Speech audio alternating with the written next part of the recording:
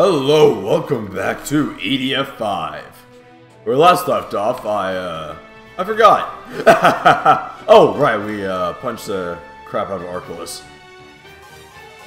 Okay, let's deal with these giant pylons. Yeah, I'm shipping super early today because I feel like it, I guess. Hope everyone is doing good this afternoon. And this time I know it's afternoon.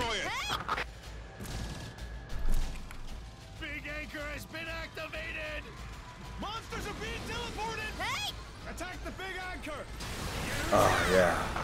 We destroyed the big anchor. What's one thing I learned today? There's more than one big anchor. Destroy all big anchors. Oh, cameras are weird.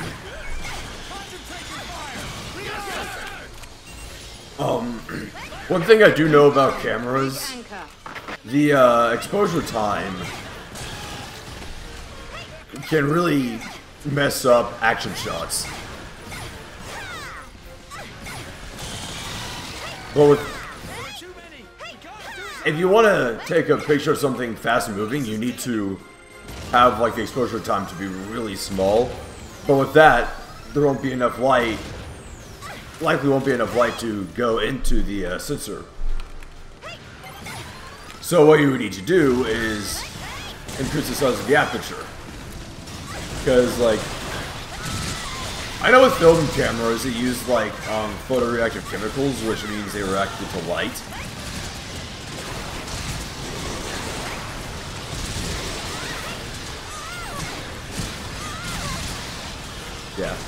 Yeah, and I remember with those old cameras, exposure times were really long. It would be very, very difficult to get. Here we go. Action shots on those older cameras.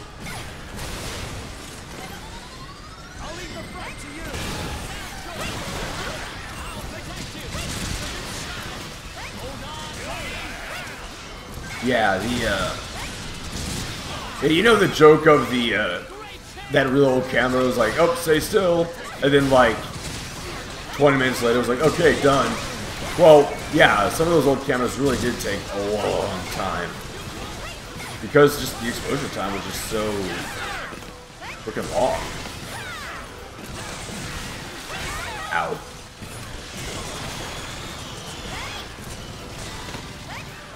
Ah, crap. But these days, cameras are a heck of a lot better. I mean, a lot better.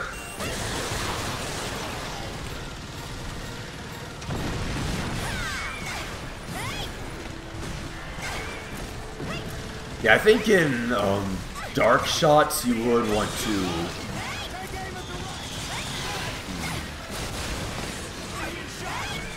Yeah, the thing is with the size of aperture and shutter speed, that's a shutter speed. It is highly dependent on like the lighting, what you're trying to take a photo of. There are multiple things that go into taking the photograph. Oh, the thing is. Wait, most people take photos with like their phone. Just automatically does most of that stuff for them.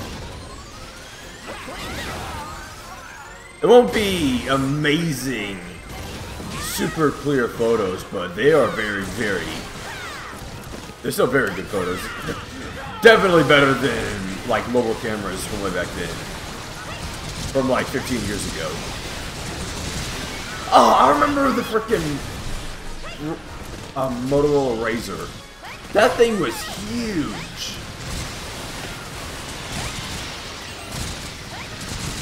And I kind of miss flip phones.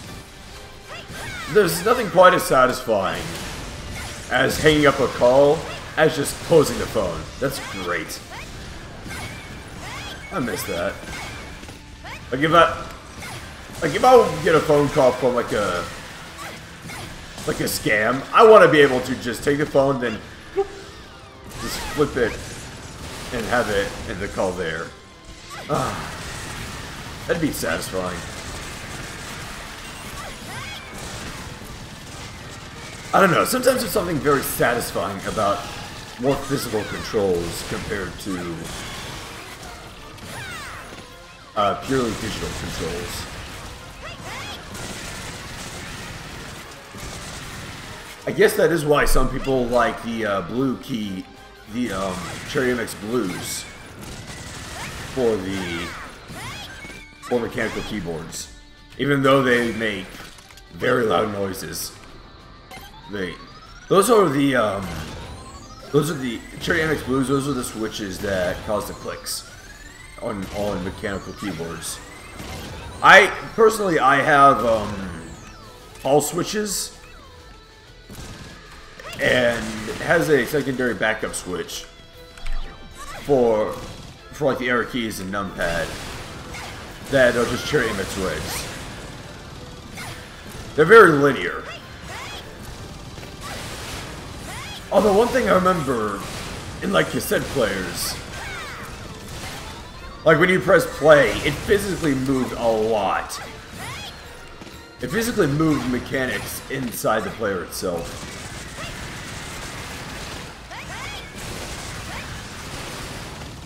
Like, I think it was actually moving like the read head to the tape or something. Which, that's an interesting topic. Tape. Certain magnetic waves with varying strength can be translated into sound or even video. Well, yeah, that's what VHS was. It's just magnetic tape.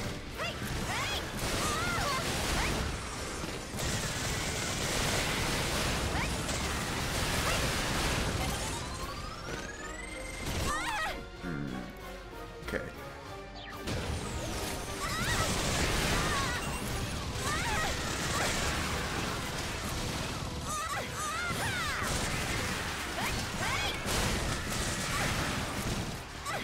And like 100 years ago, or a little less, I don't know,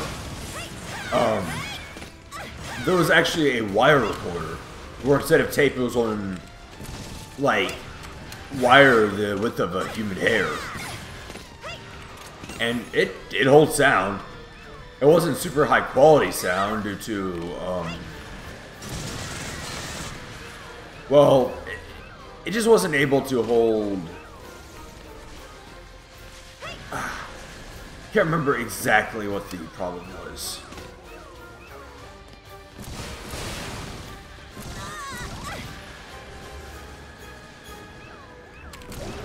There we go. Oh! But one major problem with it was it had to be wound up tightly. And if there was an issue with the wire, or like if there's some kind of issue with the mechanics, like pulling the wire, it could snap. And well, because it's the width of a human hair, yeah, it could snap. And that would be a nightmare to fix. Because like a spool of that metal wire to record, it would record stuff on. It's a couple miles long, I think. So you would have to look for the outright freaking end of it. You would have to, yeah, you'd have to do like a certain knot in them and then snip off the excess wire. And even then, that would be be another weak point, I think.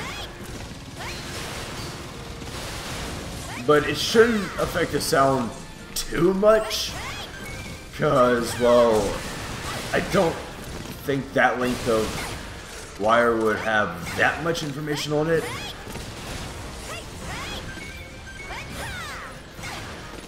Goodness, just talking about really old tech that no one is seriously using anymore. But I like it. Although some people still are using, like, cassette tapes in VHS. Which, you know how the tape is all, like, brown? That's, actually rust. In the making of most of the tapes, it was rust particles covering the plastic tape. And that could hold, of course, could hold back magnets. What would be the wording be? Oh, crap, I got grabbed right when I destroyed it.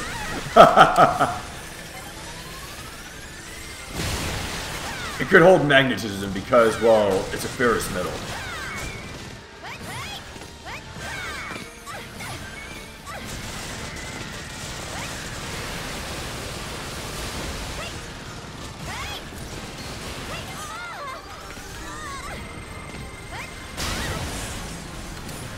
Yeah, and one problem with the analog music, and mainly music, would be very easy to hear. With video, you'd be seeing it. It's noise. Due to the nature of the particles of rust and such, they're semi-random things. If you ever try to listen to a blank cassette, there's a little bit of like a sound to it.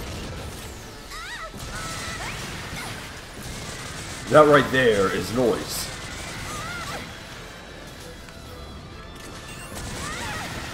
And well, if you know what Dolby is, that's what Dolby originally did, was noise reduction for cassette players.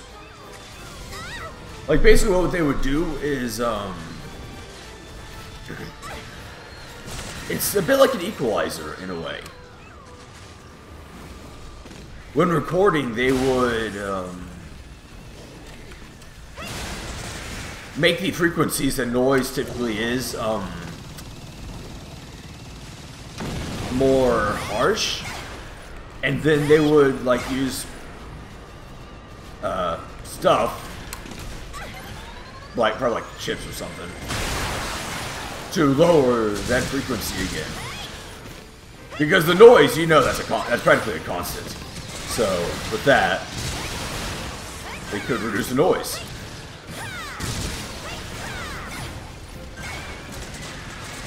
So the signal, the music, could be clearer, and it worked. It definitely worked.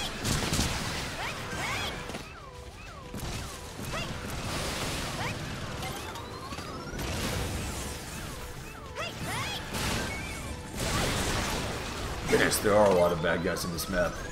Ow, come on! Fucking Gamma. Like, I find cold bugs in real life really cute for some reason, but in this game, oh boy, they're annoying.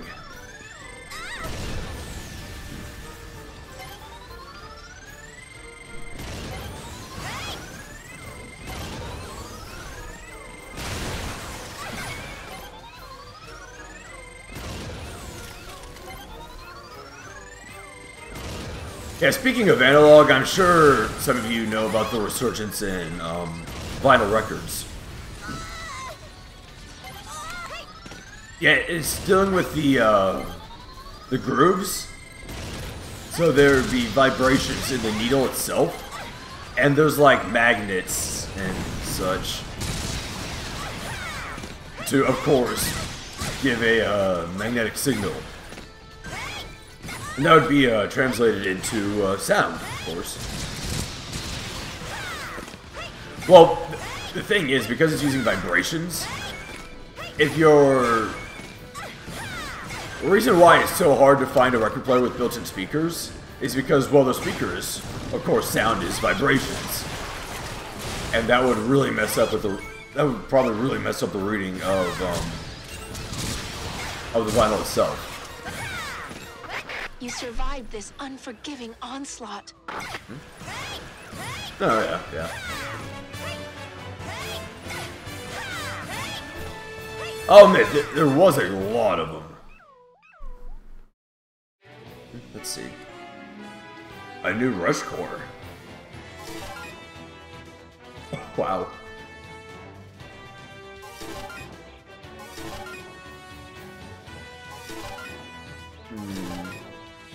Ooh.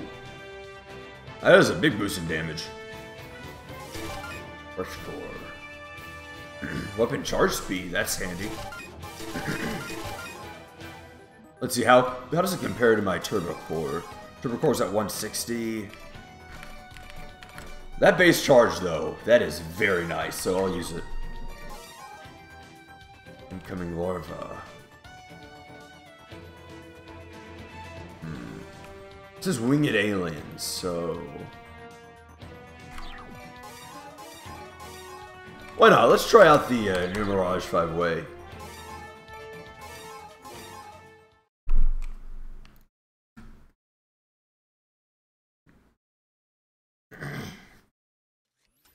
We've discovered a winged alien. We have to protect the citizens. Attack the winged alien. Roger. Oh, one fun fact: laser discs. They're actually analog. They're analog media. From now on, the winged aliens will be called tadpoles. Tadpoles?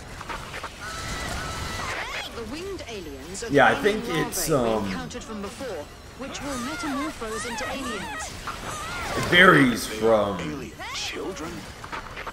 Yeah, it's variable. Also, I They think... had to survive a harsh environment and fierce predators after birth. Only the Yeah, laser fittest discs. survive and grow up. They were still kind of used due to collector's editions. Make it in this world. One thing about laser discs is, well, you could pick where the laser disc you wanted to be in. I think Dragon's Lair was a laser disc game, actually. They will become a huge threat to humanity. You know that game where it was like, oh, go left or right? Left? Oh, you died. Right? Oh, you're fine. Oh, okay, then you target the monster's chest. Oh, you died. His left hand. Oh, you win somehow. What? Yeah, like that. Basically, if you know what you're doing beforehand, it's pretty easy, but... Yeah. I believe that was a Laserdisc game.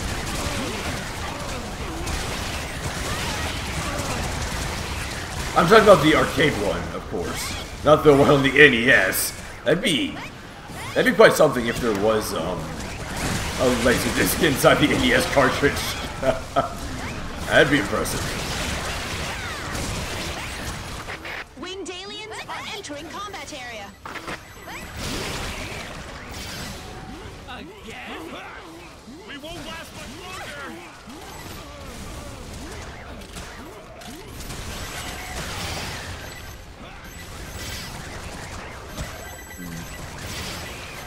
Yeah, they're moving too fast. Oh, got one.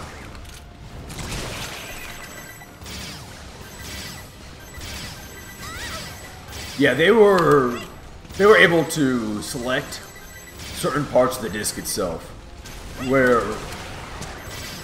when it came to VHS, you would have to like rewind, fast forward, like physically go through each parts of the tape. With Laserdiscs, you could, well, like a disc, you could be like, oh, this location's there, and just move the read head right there. No big deal.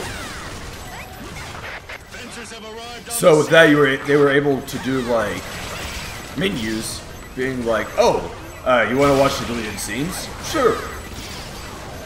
Where that wasn't really possible in VHS.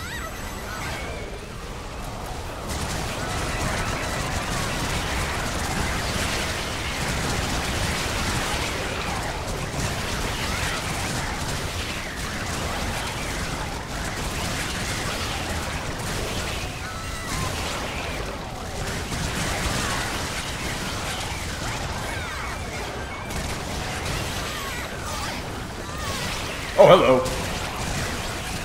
Yeah, a lot of them are just swarming right up to me. I don't think the Mirage 5-way is working that well. It is very energy hungry. Ow. I thought I swapped, but okay.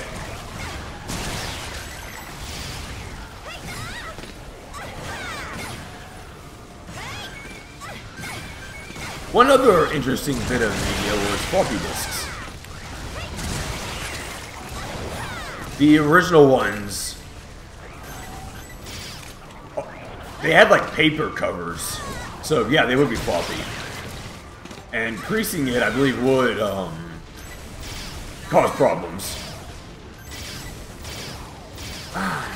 Yeah, the homing ability of these is not that good. It's practically 50-50 if it'll even hit, or a 20-80.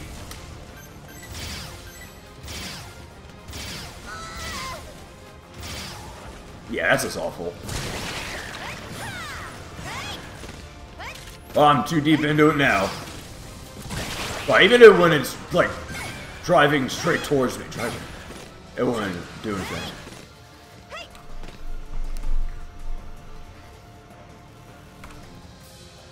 Oh, and floppy disks had like a write protect notch. Excuse me. When it came to the the paper cases, there are specific tools for you to cut it out yourself. And of course, if you wanted to get rid of it, you put tape over it. What it was there's like this laser or light or something that shines through, and if it... I can't remember if it could detect it. It was written protected or... No, I can't remember. But yeah, with the paper cases for floppy disks, you had to physically cut it out. On what some of you might know, the plastic cases for floppy disks, those had a effectively like a little switch on the plastic casing itself. And of course, the plastic casing protected the the disc itself a lot better.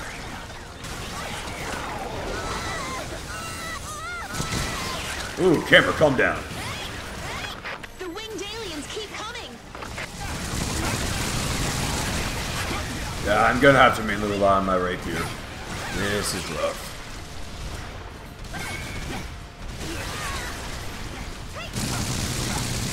There we go. Purple one's always a pain in the butt. Thing is, purple is my favorite color too. And that is a very nice shade of purple, honestly. Grim Reaper, enemy confirmed. Ooh, triple armor. Hopefully this should get rid of some of them. Hopefully. Oh. Oh, that's way too many of them.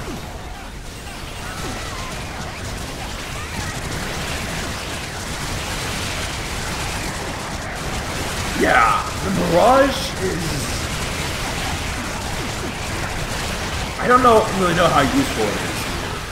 Ah, crap. Against flying enemies, that is. Like, sure, it's homing, but maybe it'd be better against the Hornets, because those don't move as fast. Drones? Maybe not. And it is getting very loud.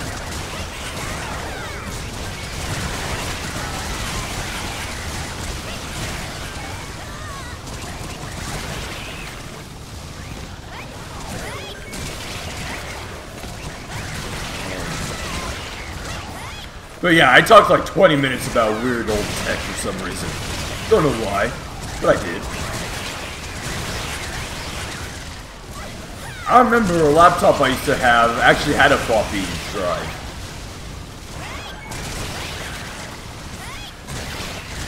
I don't think I ever used any floppy drives on, any floppy disks on it though. So I don't think I had any. It's mainly CD stuff I had.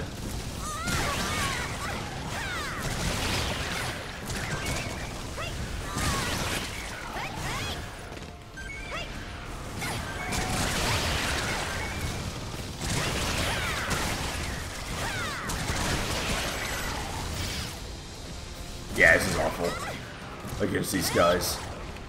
The homing isn't there, I guess.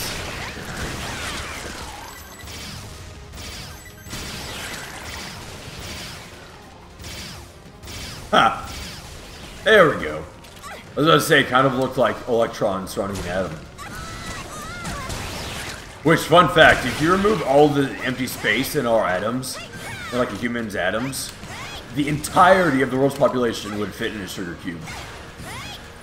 That is how many freaking... That's how much dead space is between our atoms. It's a bit silly. But that's how it is.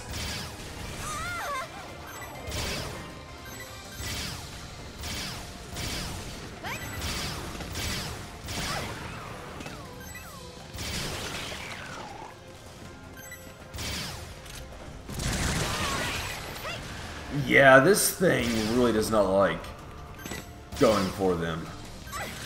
That is amusing, just keep spinning. I love it when physics in games does that kind of crap.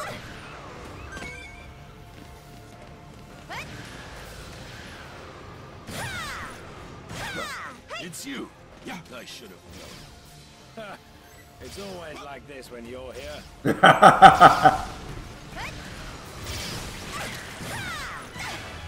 I mean, practically nothing seems to happen in this game when I'm not there.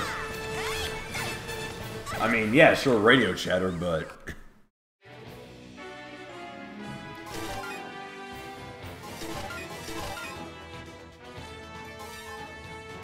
I mean, how do we even get around such? And...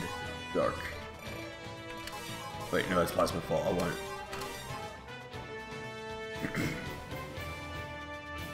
Yeah, it has way too much damage, honestly, for how slow it is.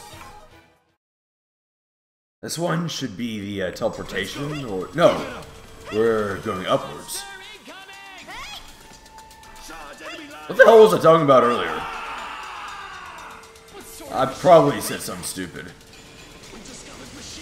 Okay.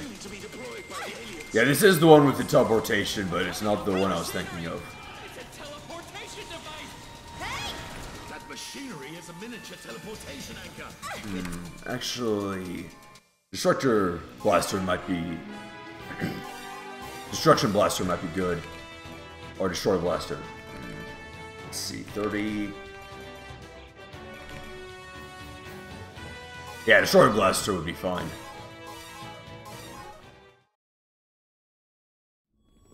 Let's go! Keep it up! Monster incoming! Charge enemy lines!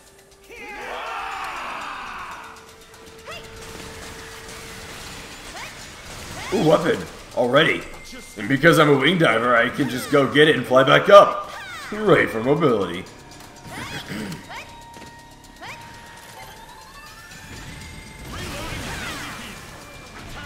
What sort of machinery is that?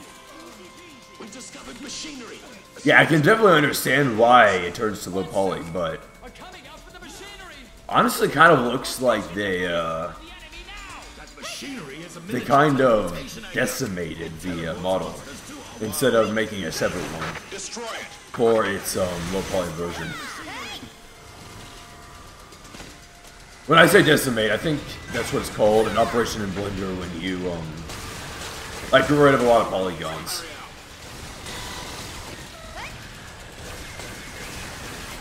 While still attempting to keep the basic shape of the item.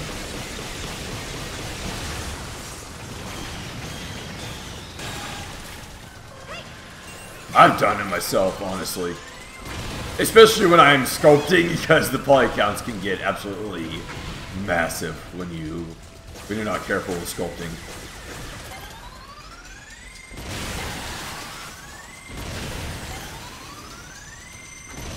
Yeah, I like the projectile speed on the plasma big cannon too much.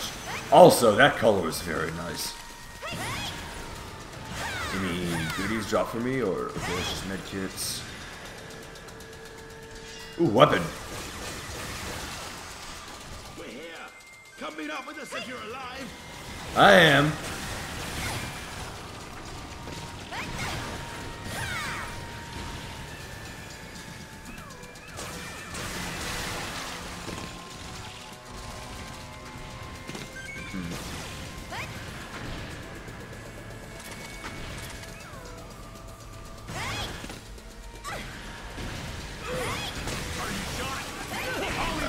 Yeah, I should probably deal with that anchor. Here's the device.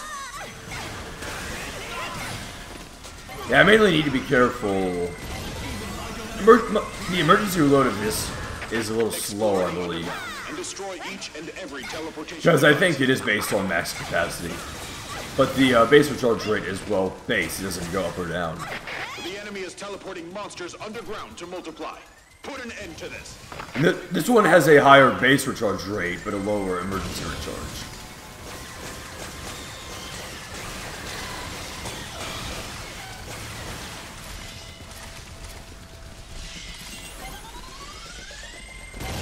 Okay, let's deal with this thing. Is it gone? Oh, it's gone. Okay. Pardon me. My mouth's a little dry. Huh, weird. I just drank a whole bottle of water. Oh, here's a reminder to stay hydrated. It's good for you. Legit though,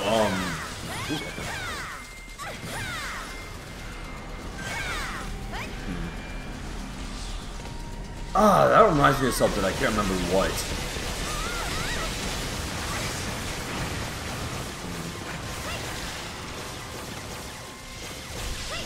Dang it. There we go. But yeah, when it comes to like transparent things, I like the look of transparent red for some reason. Like a ruby. I find it beautiful for some reason. I don't know why. I just do.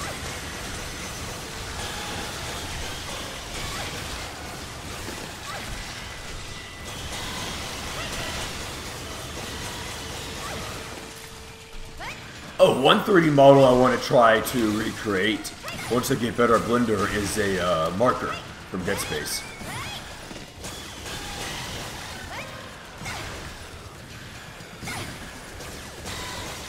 I have some ideas on how it would be made.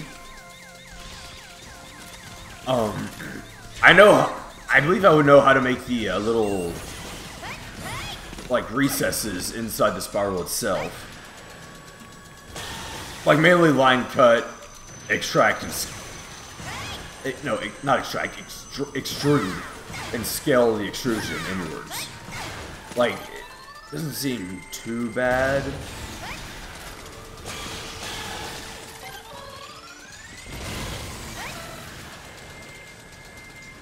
When it came to me making that crusty crab I posted on my Twitter a while back, I still didn't know a lot about how all that works. A large unit. Oh boy. Destroy each and every. But I have been learning a lot about Blender and how to work it. When I make more things, I probably will start posting more of that stuff on my Twitter.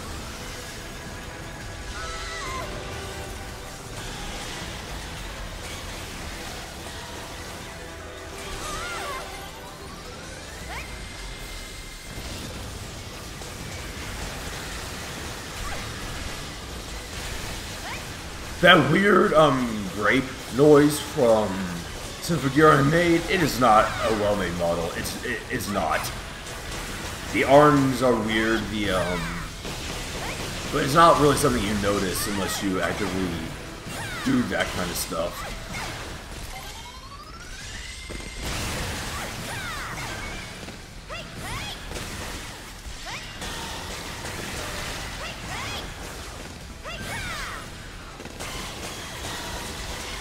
Yeah, that is a thing. Typically, you yourself are your own toughest critic. You're the one who notices all the mistakes you make. When the person who, like, if you're selling it to someone, they probably won't even notice.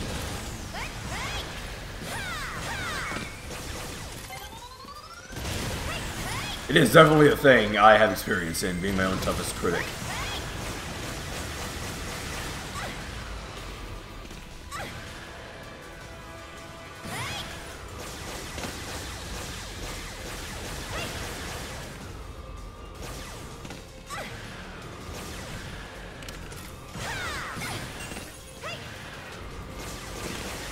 I mean, I've legitimately had streams where I was like an hour in, and I was like, you know, I'm not happy with this.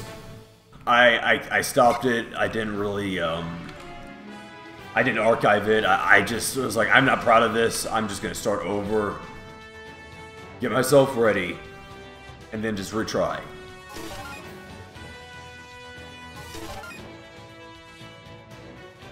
Oh, dang. Wish it was the rush core that that got that boost. Okay, this mission. Here we go. Any better spark? Nah, just the spark whip. Yeah, this is the one that I used to farm a lot on Inferno before I got the DLCs.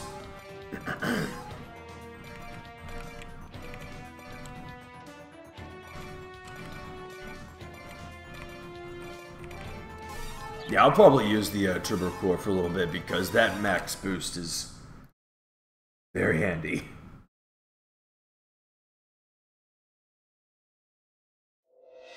Secure the bridge! Stay alert! Hey, hey! Species gamma! It's species gamma! But yeah, that is really a thing. Like, when you create something, you know all the mistakes and intricacies of that thing you made. And it can really eat away, honestly. But what really helps me is when I have a friend that goes like, "You still did good, dang," and they would say like, "I wouldn't even notice if you didn't tell me." But yeah, that's the thing. If you have experience in making certain things, of course you have the you have an eye for detecting certain errors when making things.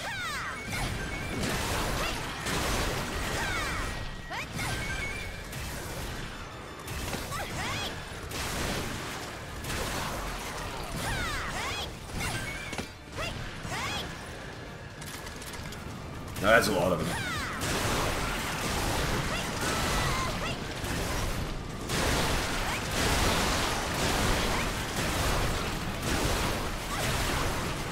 I myself have made things in Blender for a while. Not often, but I've made things for a while. If I worked harder on it, I probably would be a lot better than I am now, but that's the nature of things. It takes practice. Sure you are.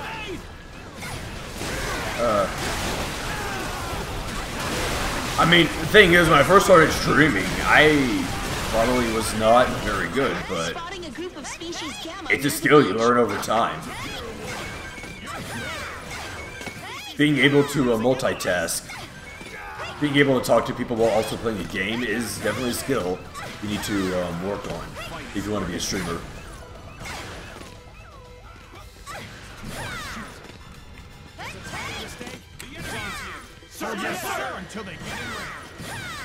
That is honestly one thing I noticed I was doing in my last stream. I had a lot of people talking, and I was also constantly checking stream chat while also fighting the bad guys somehow. A lot of times I was using my peripheral vision to aim vaguely.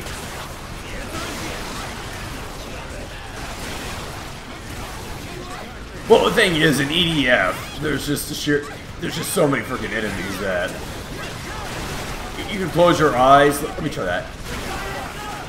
Did I hit something? No, I don't know if I did. Okay, I'm gonna close my eyes, spin around. Ah, darn it! I was too high up. If I wasn't, I would have hit something, but you know what I mean. In this game, the enemy density is absolutely massive. And I find that really fun. I really don't understand why just dealing with a whole horde of enemies is satisfying, but it is. I don't know why. There is also something deeply satisfying about defeating a tough one-on-one fight, like a lot of Dark Souls fights. Sometimes even a one-on-two, where you're the one. That seems to be the last one. Yes, it is. I'm surprised a lot survived. I picked up all the relevant loot, I believe. Now let's see. Oh, what's this?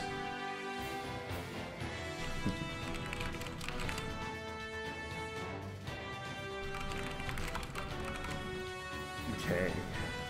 Monster.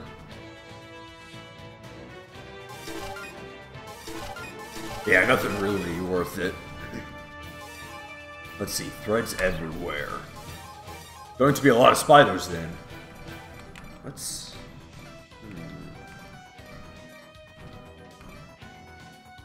Yeah, let's use the phalanx. That'd be good. I mean, in general, phalanx close range is amazing DPS. This is insane! Ah, darn it. Too high. I blame the camera angle. Civilians here. Exterminate the Areneas. You know, I wonder, how would a first-person EDF work? With first-person, the mobility would be a lot more awkward, honestly.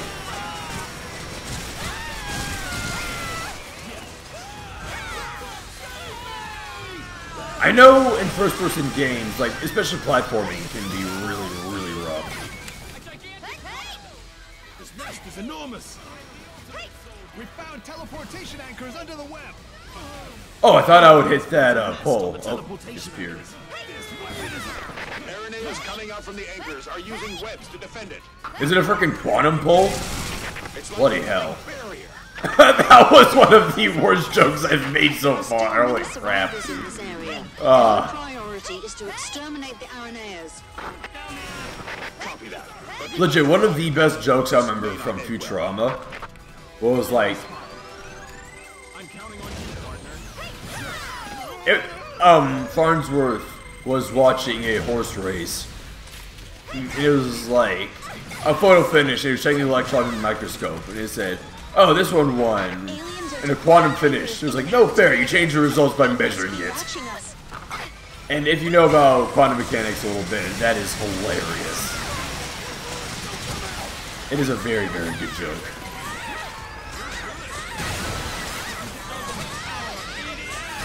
Wow, he's all the way over there. This is gonna be rough.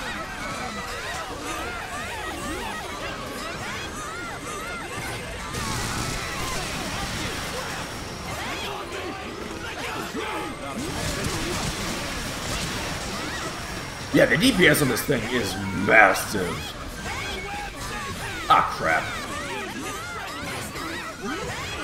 Areneas, the natural enemy of wing divers. That is a bit of a running joke in this game.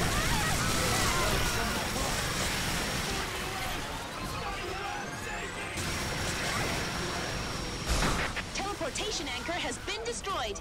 That should be enough. Yep, it is. Anchor has been successfully destroyed. Hell yeah! Getting rid of all the anchors. Oh boy. Okay, let's see. Somebody help me! Oh no! It's using this spread to You're good!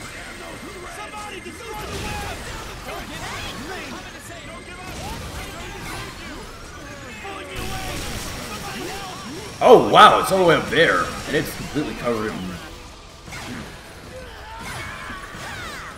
What the hell? My throat is a little bit weird today.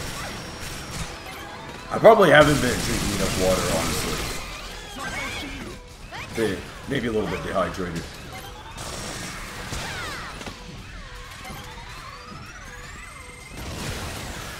But yeah, at the beginning of this stream, I was just changing topics so much.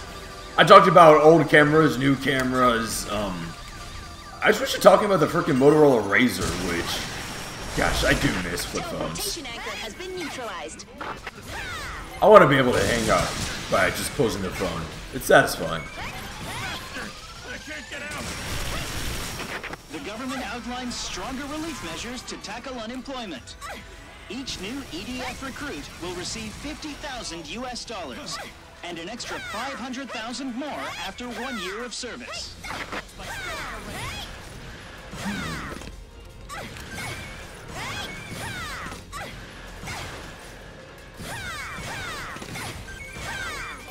Honestly, yeah, I wouldn't be surprised if they bring that up in EDF 6. Actually, I probably would. I'd be surprised if they did bring it up in EDF 6. Oh, what the hell? I didn't see that. No, it's down now. We should be able to calculate all of it. Well, at most it was like $50,000 per recruit, and with the final stage, it said every human is an EDF soldier, so 50,000 and the population 60. I know at the end of it, it was like 90%. Only 10% survive, so obviously population about 7 billion, 700 million, 50,000 times 50.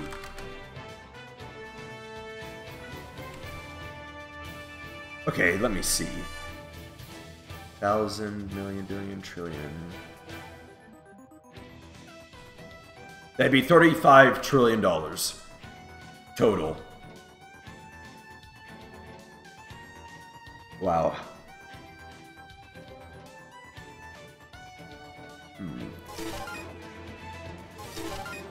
Let's see what this plasma burst cannon is. 3-round burst. Okay. I'm guessing at the moment it's only 2-round because the capacity is very low.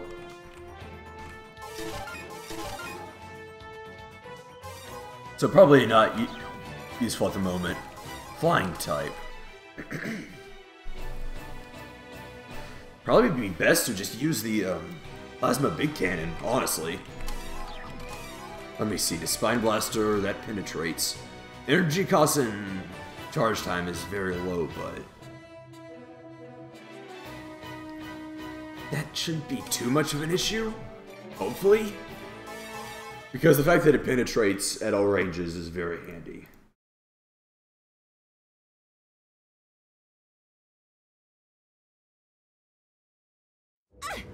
Enemy nest ahead!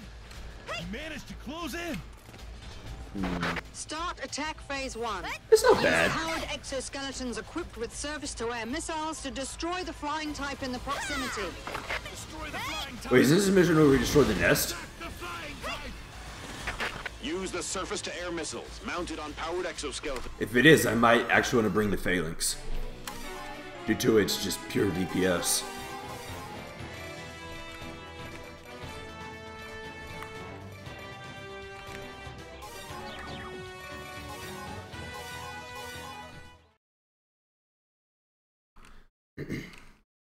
Yeah, let's see if the Enemy nest ahead! if the nest bleeds, which is a weird sentence, but Start attack phase 1. if it has particle effects when being damaged, I mean that's mainly what I'm talking about. Destroy the flying type! Oh yeah, it did. Okay, so yeah, we do destroy here. Use the surface-to-air missiles mounted on powered exoskeletons to wipe out the flying type. Commencing attack. The nest seems to be damaged. Yep. This is a specialized anti-air unit. Watch me shoot down. Plus, the range is enough to actually deal damage to the Start phase 2. Hornets at a Use mid-range. heavy artillery to weaken the nest.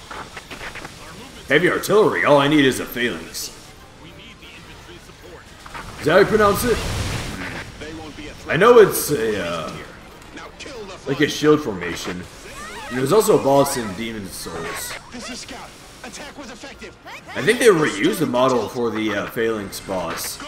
for the Silver Tears in Elden Ring. Attack the nest.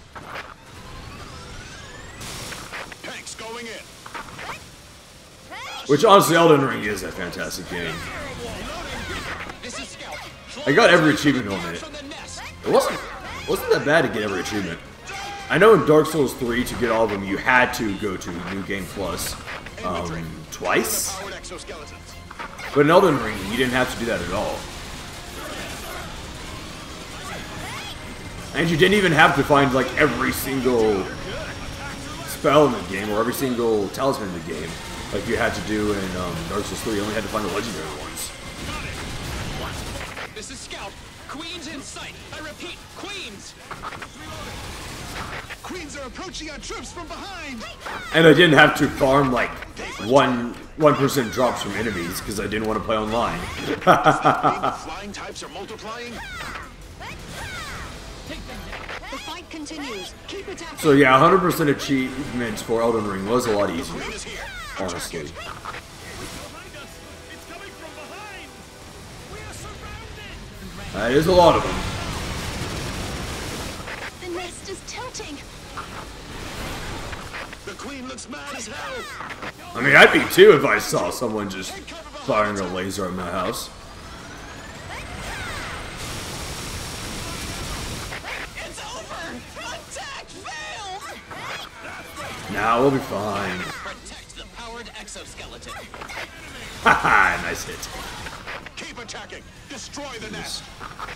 Flying types deploying from the nest. Whoa, that is a lot of them.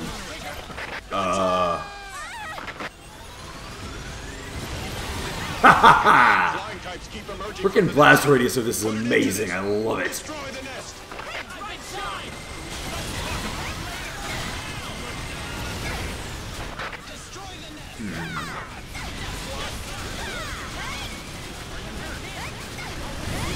Yeah, it would be fun to use like the Anchors. experimental MIRV from Fallout 3 in this game. That'd be fun. Teleportation anchors. Just big old booms. Like, they shot 6 or 8 mini nukes. I can't remember. Too many enemies. Need back. All I know is the experimental MIRV was very awesome, but holy crap, was it a waste of resources. We can't hold down anymore. Because it just shot out so many mini nukes when all you need is one. It's awesome and ridiculous, and that's kind of what makes it awesome.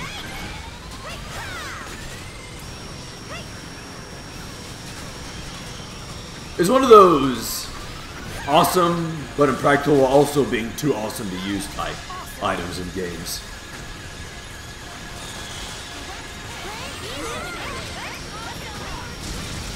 Like, those are pretty cool sometimes. Although a lot of times I just never really end up using those items. Because even at the final boss, I'm like, is it worth it? And then I just don't use them.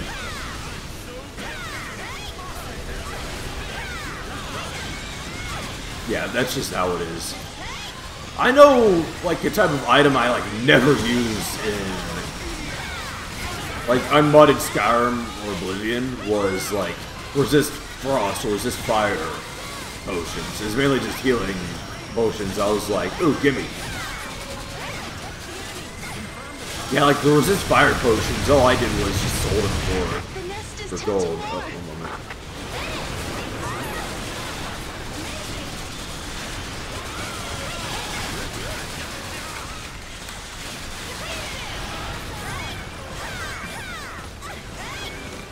What?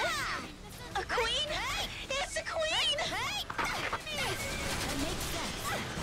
The queen is bringing an army of flying types with her. Yeah, we're getting a lot of loot in this mission. It's great. Why would it return just now?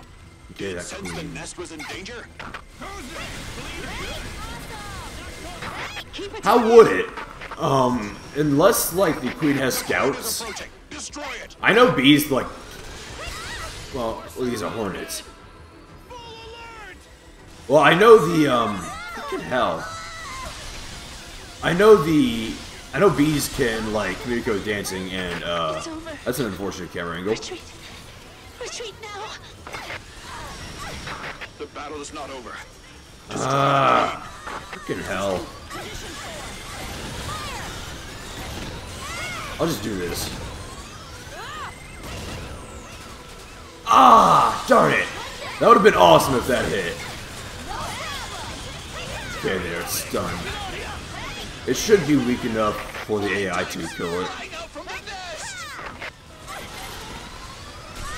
Oh, that's a phalanx. Whoops. No, it works anyway. The nest is almost completely destroyed. Ah, crap. Yeah, what are some other items that were just so freaking awesome, but you just didn't really want to use them because the resources were too rare? Magnum ammo in Resident Evil 4. Oh, yeah. When it came to Magnum stuff in Resident Evil 4. Oh, hey, Monkey Man. It's good to see you. But yeah, when it came to Magnum ammo in Resident Evil 4, I was mainly, The nest has been destroyed. I pre-planned what I was going to use with the Magnum ammo. I was like, okay, I'm going to use it on the, Gyarados, I'm going to use it on, the Napoleon guy.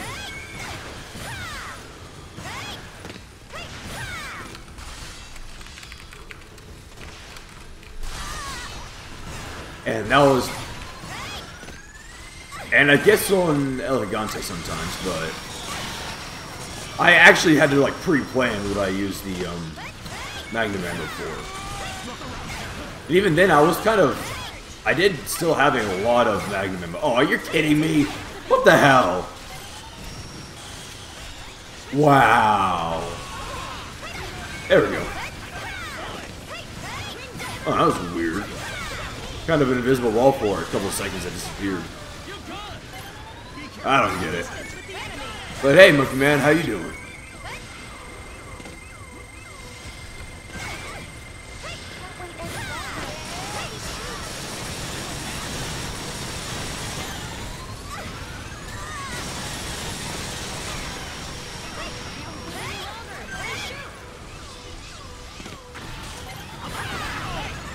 I hope you're doing good.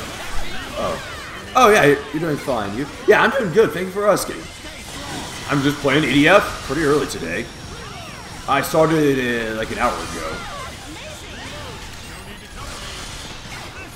Yeah, my schedule at the moment has been very weird.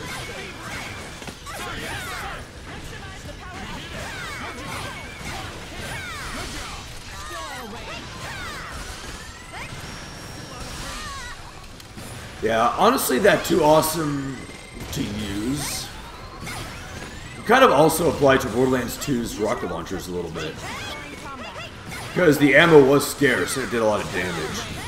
I think I mainly used them to either deal with really tough hordes or to get up from a second, or to get a second win when I was down.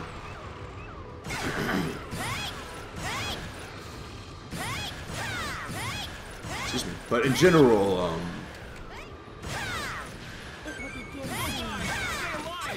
yeah, in general, rocket launcher ammo was expensive in Rare and Borderlands 2. I remember in Borderlands 1, it was like practically the same as any other ammo, just slightly less scarce.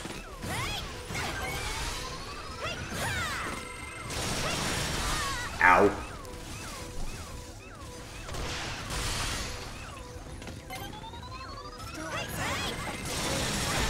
There we go. The attack was a success. We've hindered the flying types from multiplying. Good job.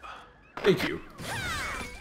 Yeah, I'm glad I brought the Phalanx instead of the Spine Blaster.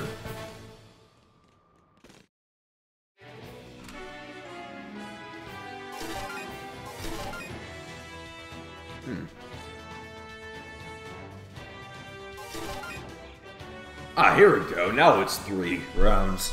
Blast radius is still wimpy. I prefer my big old boom. Mirage Driveway B, that...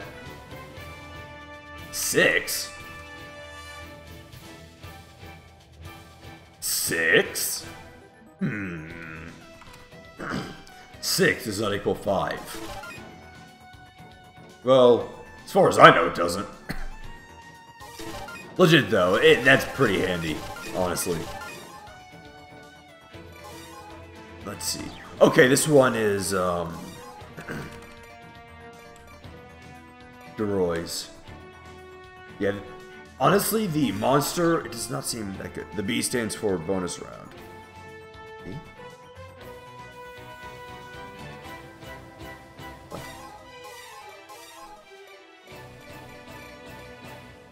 Oh! The Mirage 5 beat. Yeah, bonus round.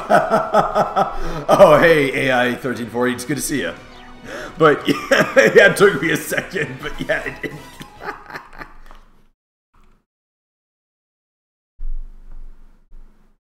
I thought you meant like a bonus round. Not like an extra round, but yeah. And recover the urban area. Secure our Oh. homeland for humankind. Defeat the enemies. Oh, it's now constantly accurate. We'll miss the target at this range. Hold Okay. your fire. Or maybe that was the other monster I had. City. This is my hometown. Monster Zero, that's it. This one. Okay. Energy hungry, but it'll do a lot of damage. I didn't know there would also be bugs here, so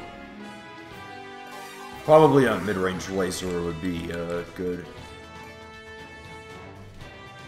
It's B.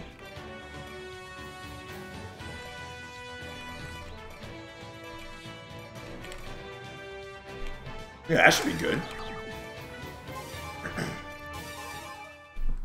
General purpose laser rifle.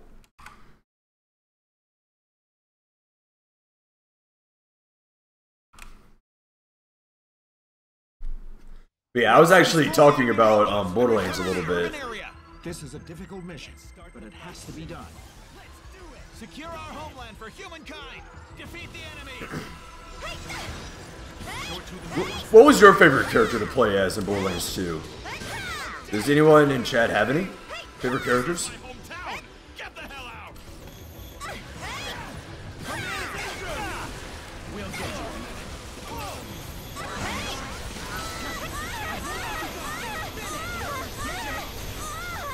Leg there. Distance with the enemy.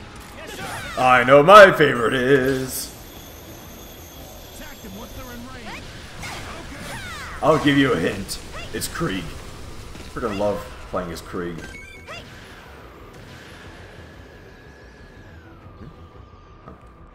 I know.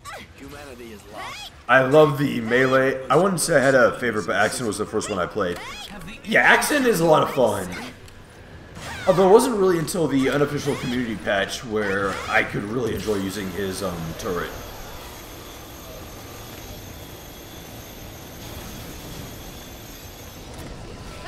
But my first played was Zero. And then I think I tried Maya, and then Axton, and then Salvador. I think that was my order. I know I did Salvador last, but I can't remember if I did Maya or Axton second. Of course I did Krieg last because, well, he was the last character. And he is my favorite. He's just my favorite.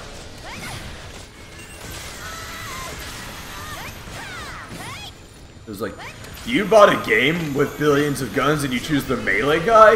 Yes.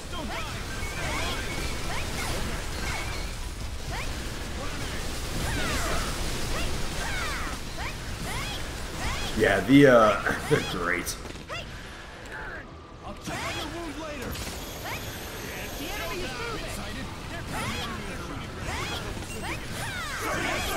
I honestly haven't really touched Borderlands 2 in a while. I might have to, like, re-mod the game, because Gearbox decided to just keep updating the EXE, I guess. I'll have to, recheck a lot of the, mods I have and such. Take aim. Fire when they get in range. Yes, sir.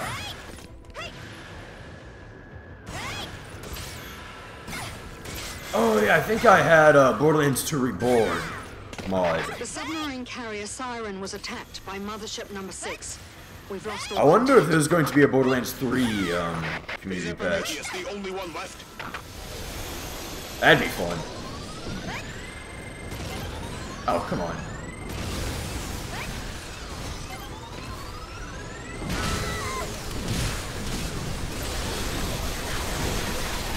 Yeah, I'm sure like a Borderlands 3 community patch could probably fix a lot of the balance issues some of the classes had.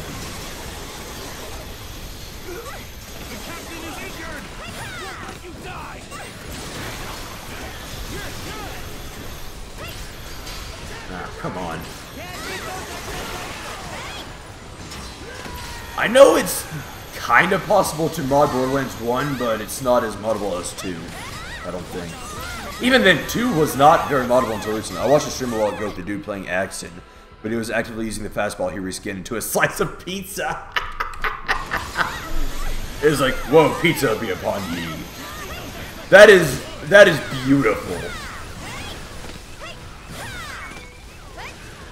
I love being able to change models in games. Oh, I think I actually modded Beat Saber once.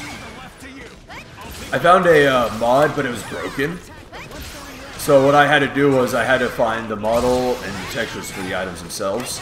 And then I modded it myself. I should still have the file on my PC somewhere. I don't know if it still works. I haven't played Beat Saber in a while.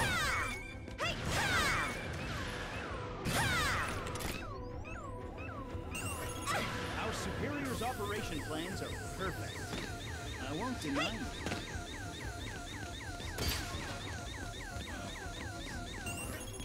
But yeah, I love being able to change models of things. I mean, have you seen some of the things you can do in Left 4 Dead? Just being swarmed with Among Us characters. It's great. Oh, one mod I have is for the hunter in Left 4 Dead 2. Once it pounces you, it punches you rapidly. And I kind of wish you could also make it go, like, haven't seen it has to be this way while it's punching you. That'd be amazing.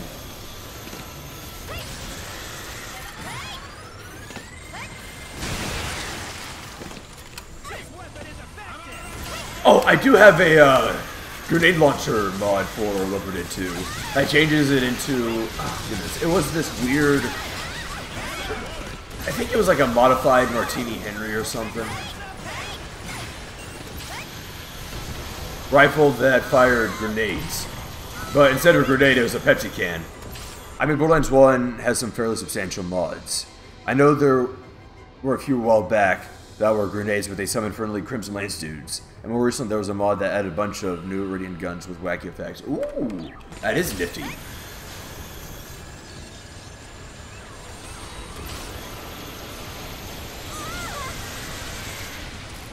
But yeah, it shot Pepsi cans, and the version I downloaded also made it go Pepsi Man whenever an explosion happened. It also caused one of the funniest freaking things I've ever seen in a modded map. I was playing the Crash Bandicoot modded map, and a part of it there was like a recolored tank running through a hallway with a bunch of explosions. And well, the thing is, the sound effect for the explosions, the mod maker decided to use the sound effect from the grenade launcher. So what happened was I kept hearing Pepsi Man, Pepsi Man, Pepsi Man, and it was one of the funniest freaking things I've ever seen. It was hilarious. I should probably record it one of these days.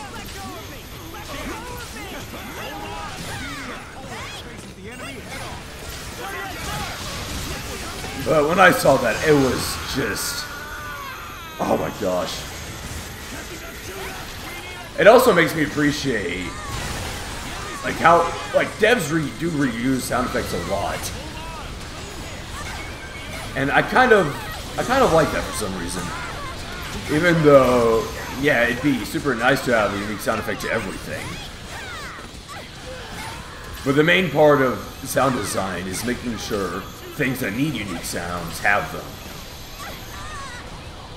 Like, so I know that clicking is a big striker GTFO instead of a small one.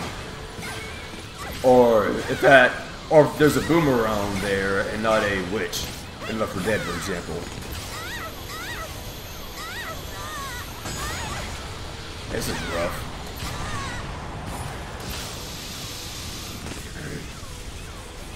But yeah, sometimes mods can be absolutely beautiful.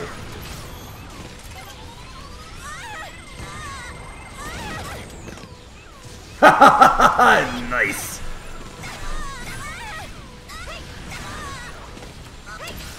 Although I myself, if I had to say what my favorite mod is off the top of my head, would probably be Legacy of the Dragon Blood for Skyrim. Like, that's a serious answer. An ironic answer would... I would have to think about the ironic answer for my favorite mod.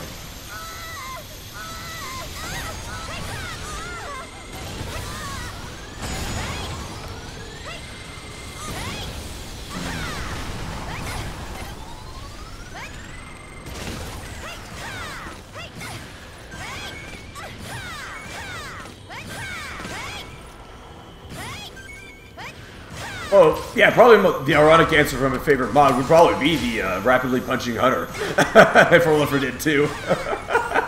Like, I saw that in the mod workshop, I was like, oh my god, I must have it.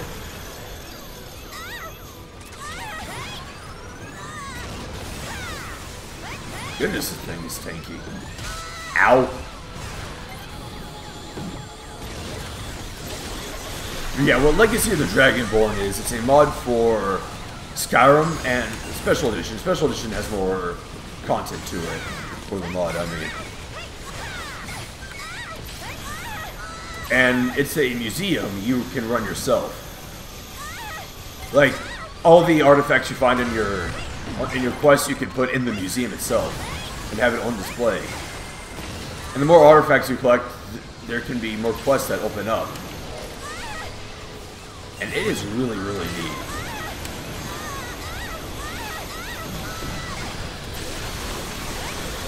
Oh, speaking of Borderlands 1 mods, I think there was a Borderlands 1 mod that was a whole new class. A character class. I think it probably just replaced,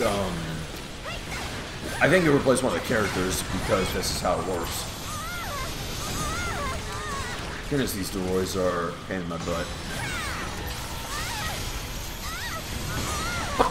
Frickin' tree! And, that hurt my eyes.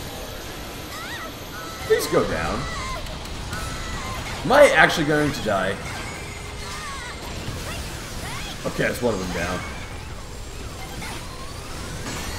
Oh, crap! The broken leg hit me. Well, it didn't hit me, but it blocked my shot. Ow. And that was rough as hell. Oh.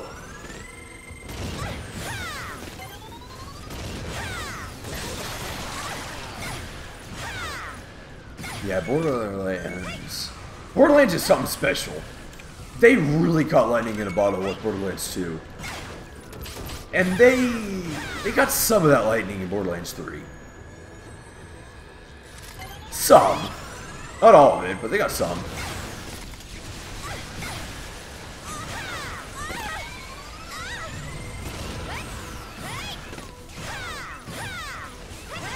Like, Borderlands 3, something about it just... I don't know, there's something off about Borderlands 3.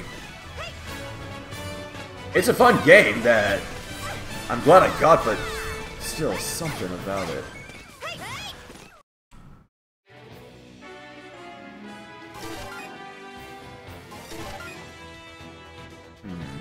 That energy cost is... Wow! Went from 0 to 5 on the charge time. Yeah, that energy cost is like almost halved. Whoa. 2/3. Something like that. 10 barrel.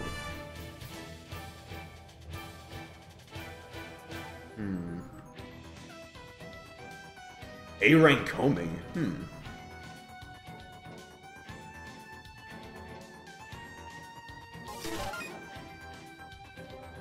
Oh, that is beautiful.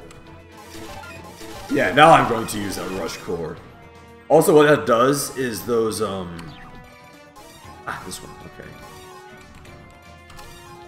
Wait, that's loading core. There we go. It also makes these fire faster, actually, as well. I can show you.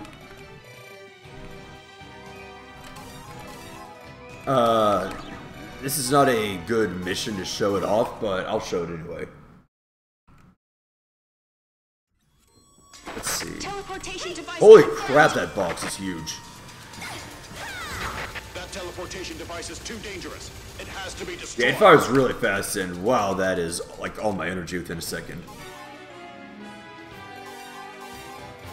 It increases the rate of fire by like 20%.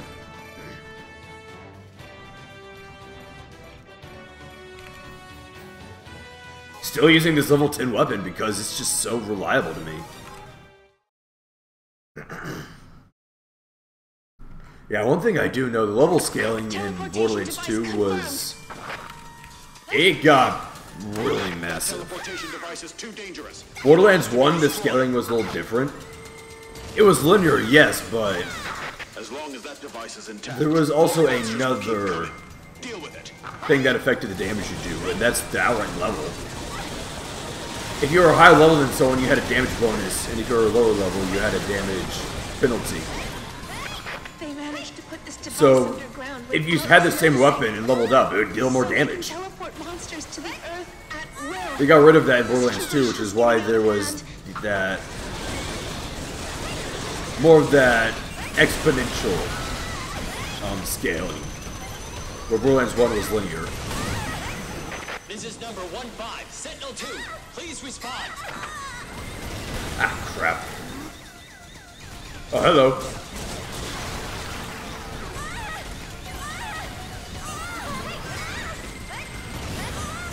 Yeah, I might have to look into some of the Borderlands 1 mods, honestly. Because I remember way back when modding for Borderlands 1 was practically a non-thing.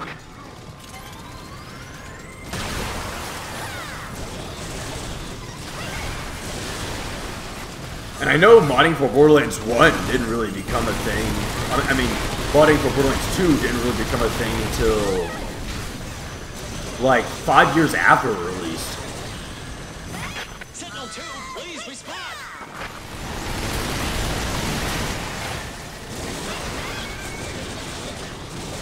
Of course, with Bethesda games, it's day one because the engine they use is very, very open to modding.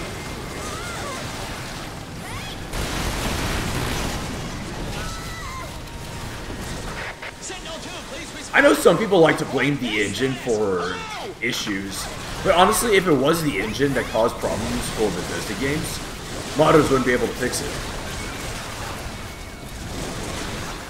I think the main problem with Bethesda games is just the scope is so gigantic that they kind of have to put their focus on certain bugs.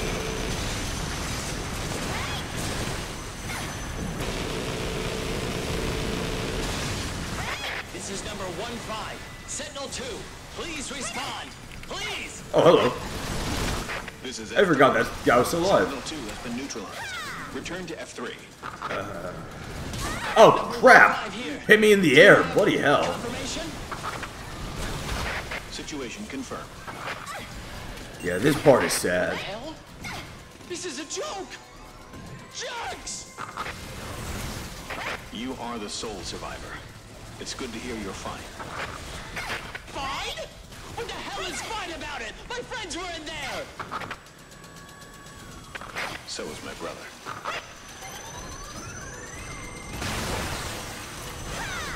Yeah.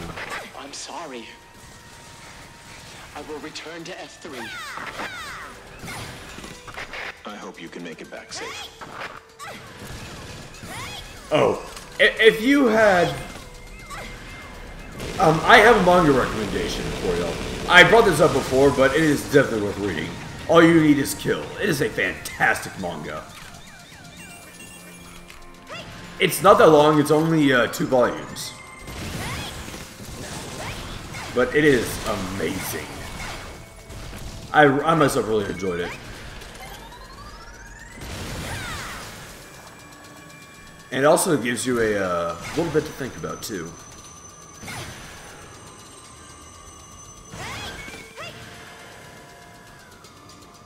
Although if you want an anime where that gives you a lot to think about, try Recreators.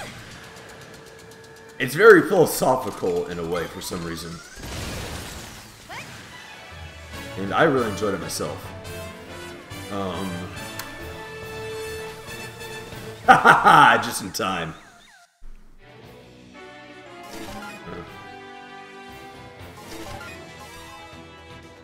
Well, at least I got some armor.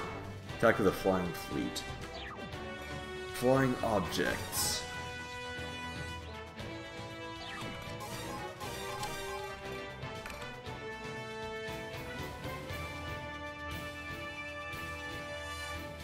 Yeah, that is really expensive on energy, considering how fast it fires, but the amount of damage it throws out is a lot. Oh, hey, Monkey Man. You doing good?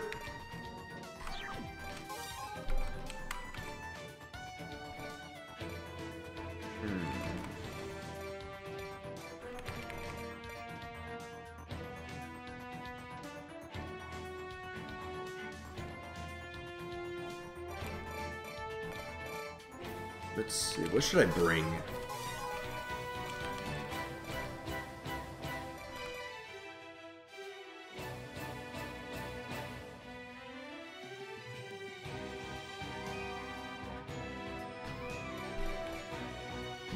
This is tough. It's all those flying guys. Yeah, probably just the phalanx. What was a good farming spot? I remember you mentioned it in the last stream, but I'm not sure what or where it was. Oh, it's in here.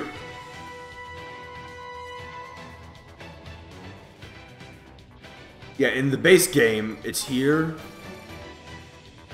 I'll just go in normal, so just show it.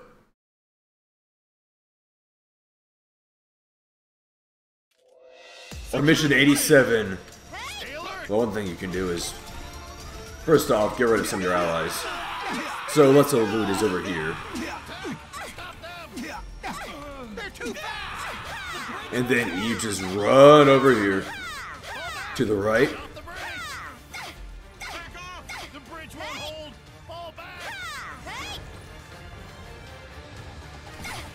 Follow the stream up here.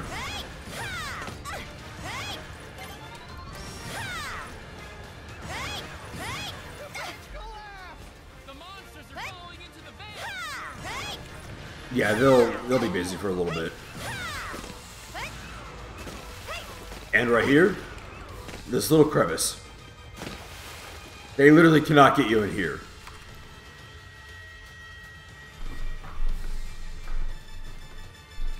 And since I got rid of a lot of them, yeah, they can't get you when you're in this corner.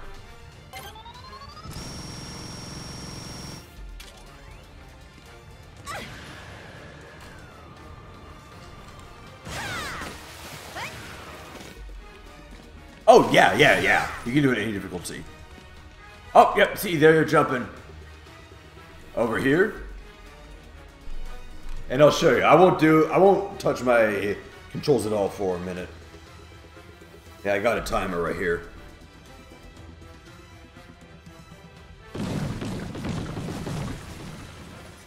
Just to show they can't touch me. But they try. Meaning you can hit them, but they can't touch you. Okay, it's been 20 seconds. Because I gotta make my way to that mission still. Oh, okay.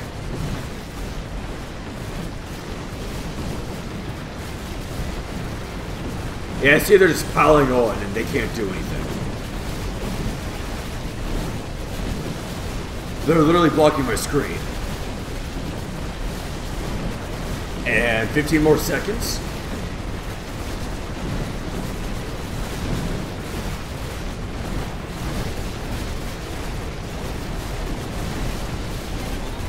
Okay, let me charge this up. 2, 1. Okay, that was a minute. Yeah, you need to be careful because sometimes when you kill them, they can push you out a little bit. So you'll want to move backwards. Yeah, you can just pick up those items.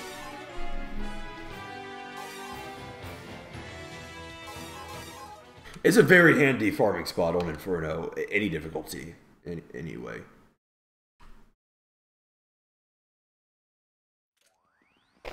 Flying objects approaching. Get ready. Since I'm going ultra slow. Oh, yeah, that's understandable. Destroy them all. I was You're South 35. Holy crap. Yeah, that is very... Yeah, you're far away, man. Reinforcement. Following the orders. Plan B. It's only flying ones. I'll try out Ghost Chaser. Wait, what's the...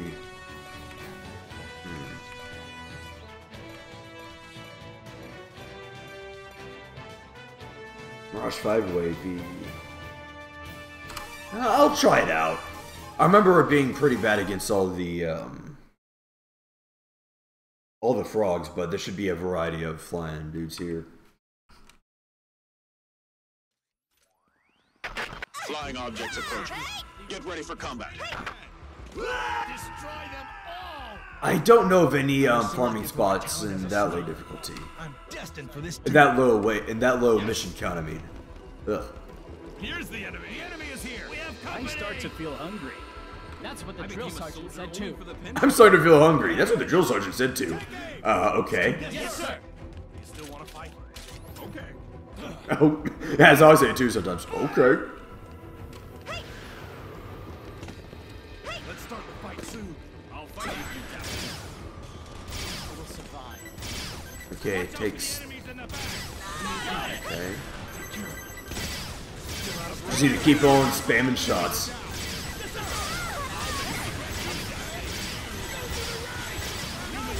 Oh yeah, it's definitely doing some work.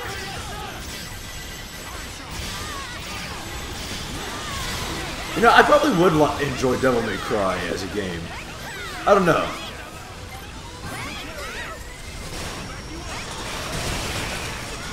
I never played it myself.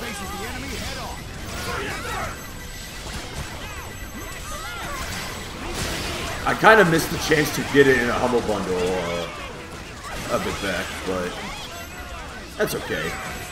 I hear the PC port of the Devil May Cry HD collection was iffy anyway.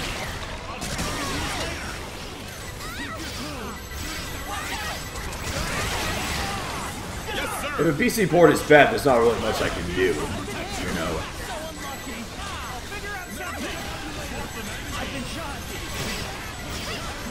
I've received some intel. Go on. This isn't the first time the primers are here. Ow. I forgot there's a blast radius to the Mirage. This report dates back to 17 years ago. The wreckage of a spaceship was discovered in the mountains of India. By estimation, it crashed down to Earth some thousands of years ago. Thousands of years? They've been here on Earth so long ago? Yes, they have. Yes, they have. Oh, that was the exact line. Golden ship dropping from the sky. I legitimately forgot that line, Referred too. to the golden ship as Vimana and drew paintings of it. And it looks almost identical to alien teleportation ships. I can't believe it. The primers have been influencing humanity for so long. Maybe we are creatures created by primers, just like those monsters we are fighting. Damn it. Does it mean we as a species are doomed? I wonder if they'll explain why they're invading in EDF 6. Exactly, because if they created us, why are they invading us? Pretty close, but still out of range. The enemy is almost in the enemy's range.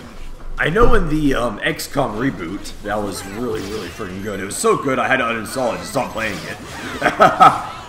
It was mainly a test for humanity.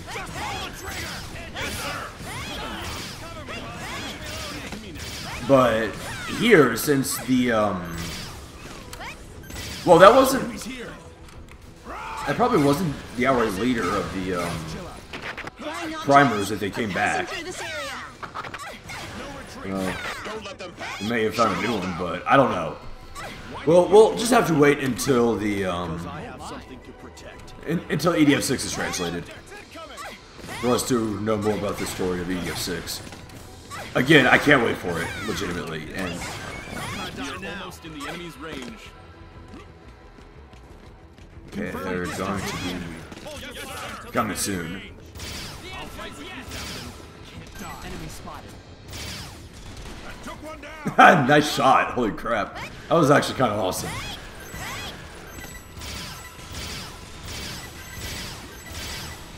Fight is starting. Reloading. Ready to battle for 2 seconds. You can't die. Shoot at the right.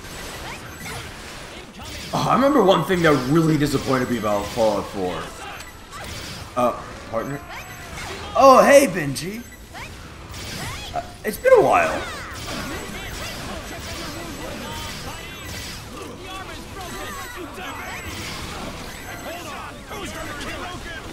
But no, remember I prefer to play solo in these games, sorry. But it's been a while since I've seen you.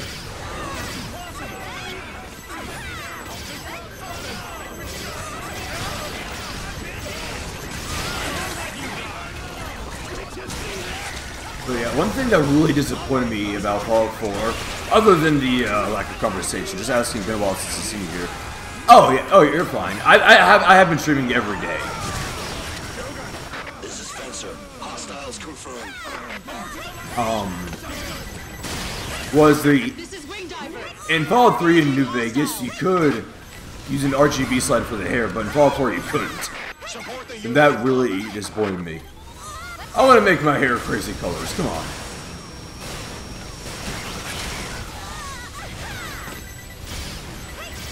Still looking for fun streamers to play with. Oh, okay. Are you having any luck? I'm sorry I can't be that streamer. I really do prefer playing alone in this. Awesome. Power control. Any damage? We have to protect. Not since 3 months. Oh, jeez, I'm sorry. I'll go save you. You're always welcome to hang out in the chat.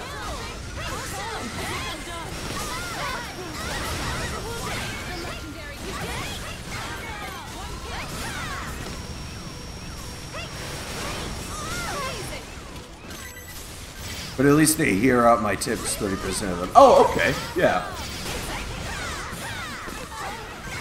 Yeah,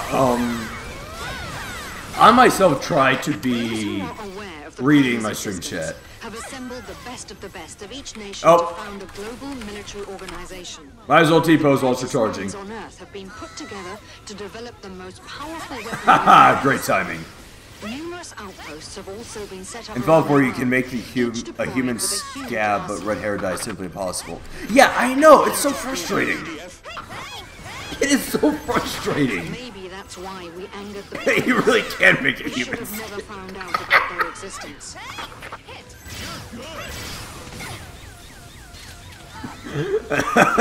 Yeah, the character creation was pretty intense for Fallout 4. Other than the freaking hair. Hair color, I mean. Awesome. System normal. Ready to engage.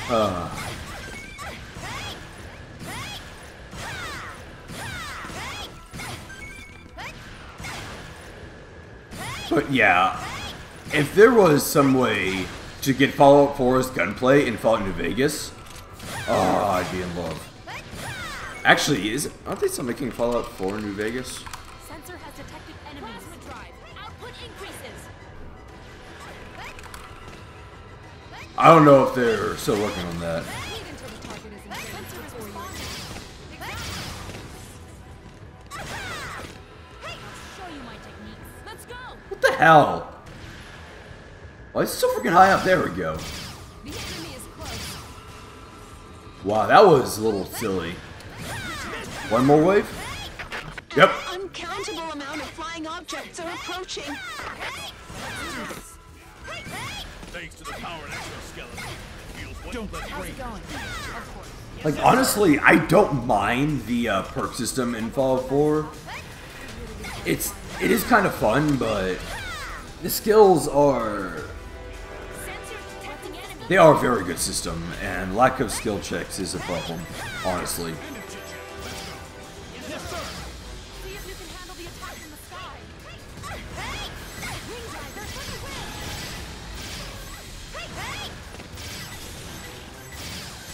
We'll launch the attack. Focus into range. But yeah, one thing I really liked about New Vegas was the swappable ammo types. Especially with shotguns, there's a lot for shotguns.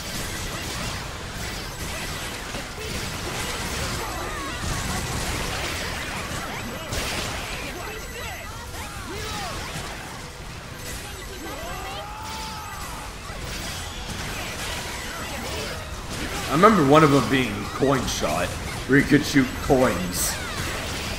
And you could actually pick some of them back up. It's kind of great. Although some of them would be vintage and of course worth less.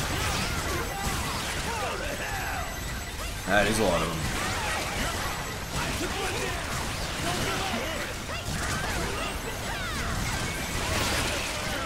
But yeah, one thing I liked was using slugs in shotguns. That was... You don't really get to use slugs in shotguns a lot. You can in Payday 2, but it's not really that worth it if you're not using the explosive slugs.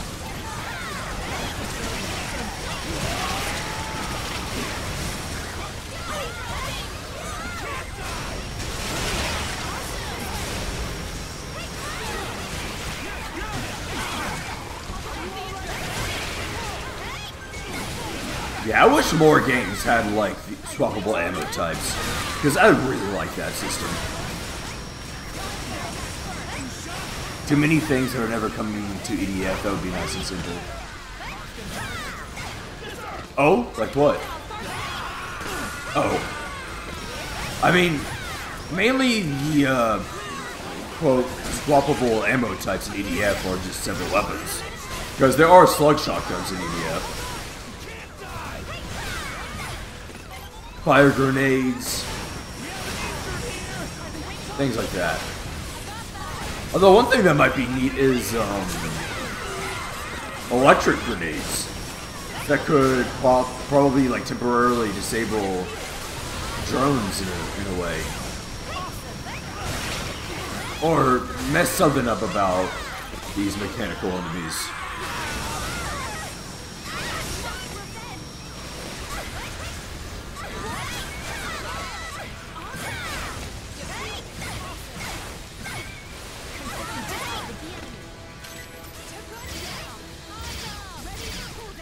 Feel that would be too much. Yeah, probably. There'd definitely be balance issues with that.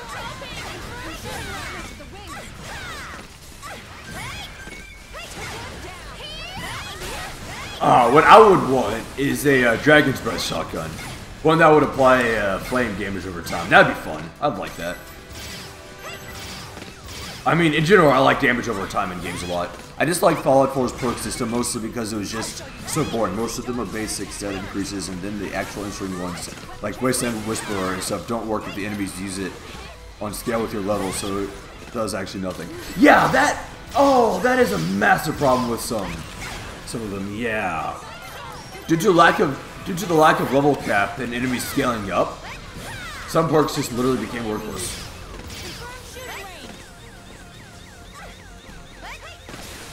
There really should have been more interesting perks in Fallout 4.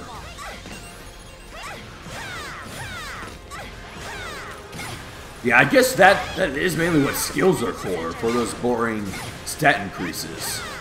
Where perks are the ones that have a visible effect. A blatantly visible effect, I mean. Yeah, you have a point there.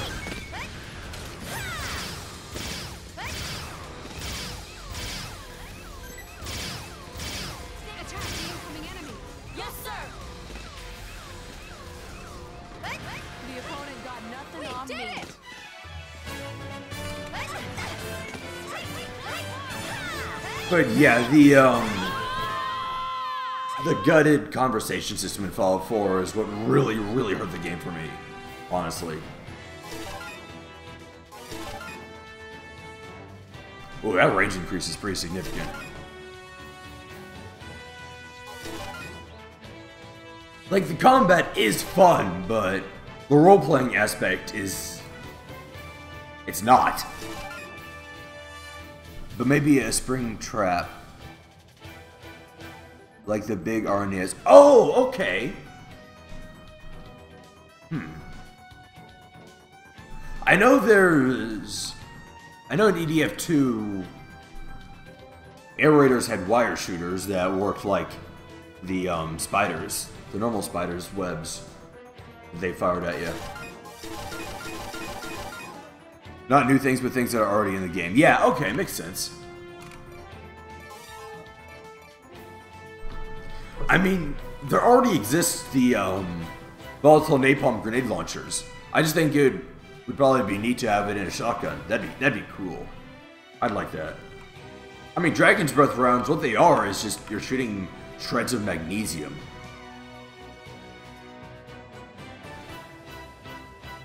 And traps.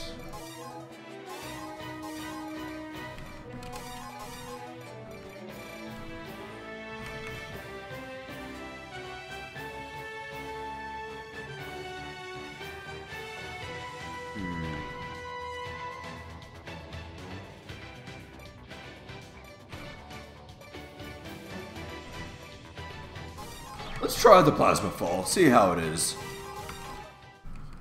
Yeah, things already existing in the game would be a bit easier to create, because the code is already there.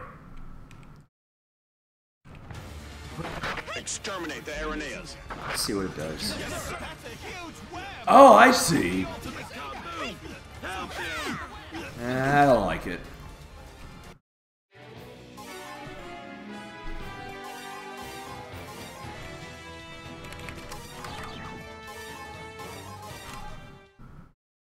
Yeah, the,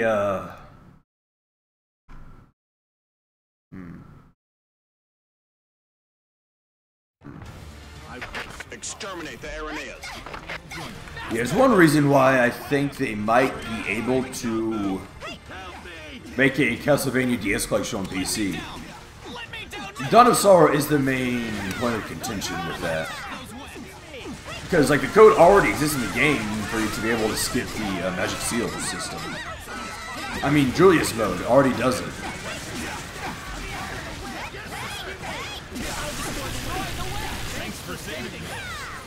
But then again, there also is touchscreen integration with Portrait of Ruin and Order of Ecclesia.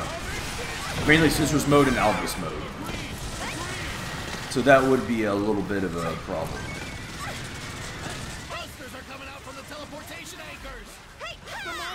Keep coming if we don't destroy the teleportation anchors. Rage, come on. Well, the thing is, Mega Man ZX and ZX Advent in the Mega Man Zero ZX collection was able to do it. Good, so can't see why Konami can't. Or Castlevania DS. The thing is, the Castlevania DS games, I freaking love them. I own all of them.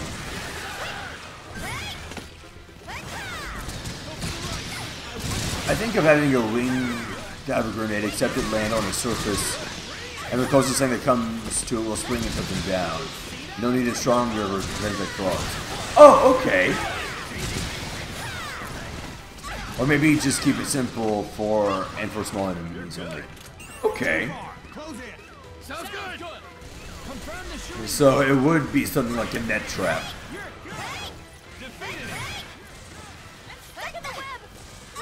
Or a seafoam mine in GTFO. Although I haven't encountered a seafoam mine yet, actually. Then again, I haven't gotten far in the game. It's a hard as hell game. It really is.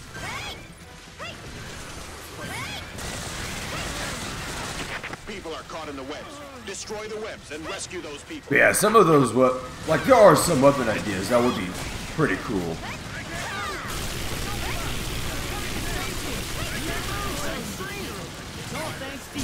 Yeah, I myself would love to see a Dragon's Breath shotgun.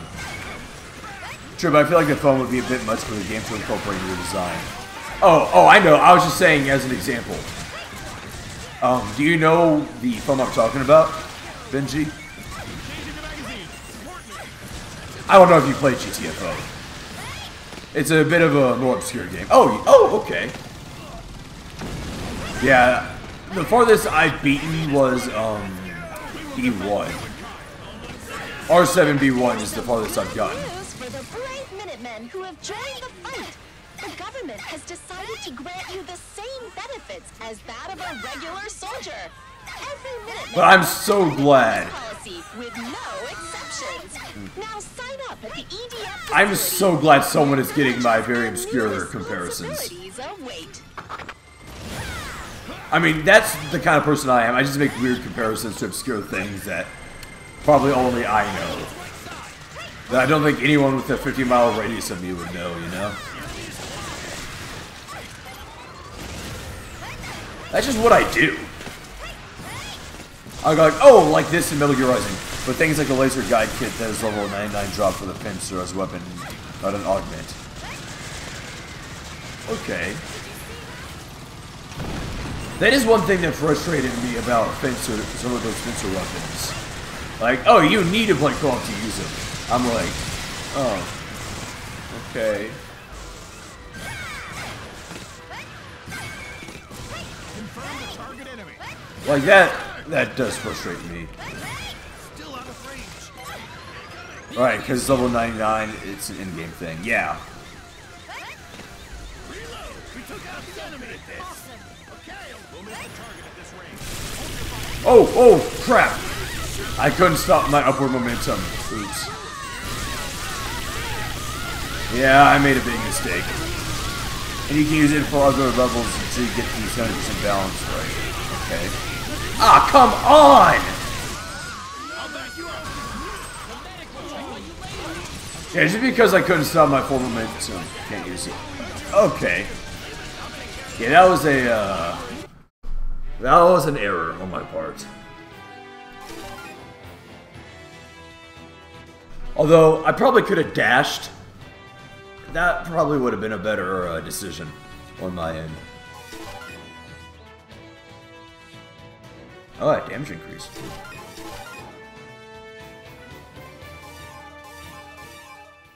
Oops, meant to change primary, but oh well. It is what it is.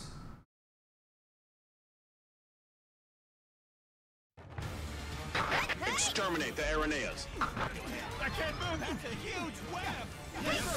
It's a big old bug.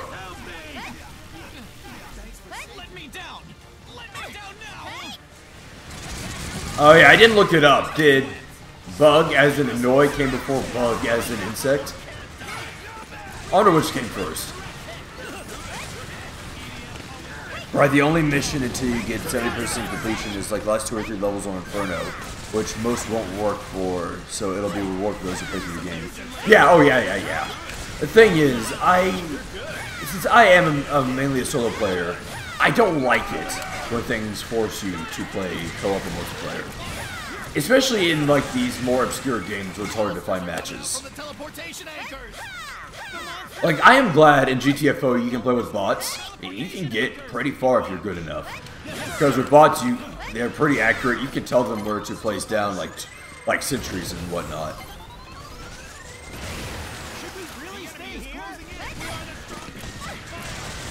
That's just me, honestly. I know some people are like, yeah, co-op. I'm just like,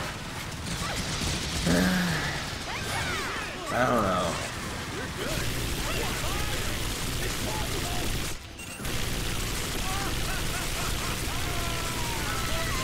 Would this thing go down?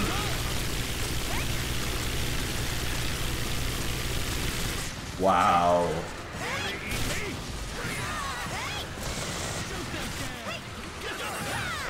People are caught in the webs. Destroy the webs and rescue those people. Crap.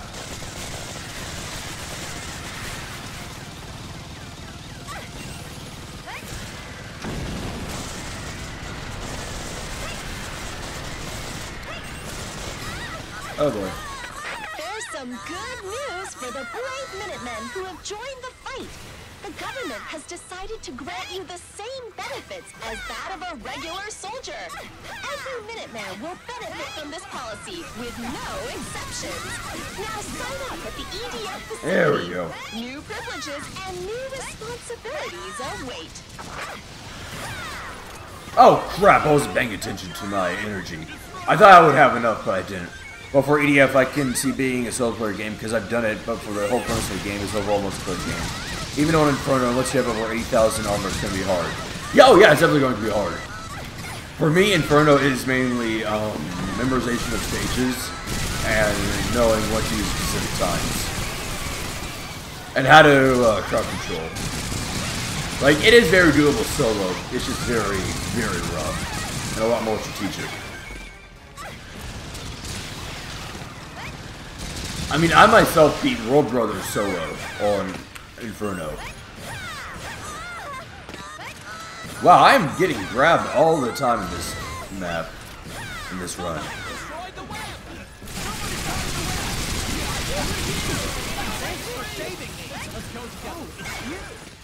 Oh, I was about to go back and just laser that spider, but nope. Someone had a grenade. Oh, that's great. It's no good. The situation. Sorry. That's why I like the way they made it, because if you're going to do a war solo, then it's going to be hard. Oh, definitely. Yeah, you definitely need to be more aware of the combat situation if you're doing it solo.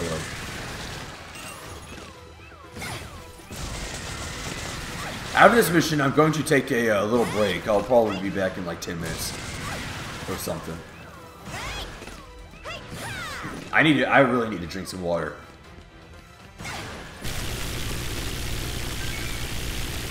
That is a weird sound.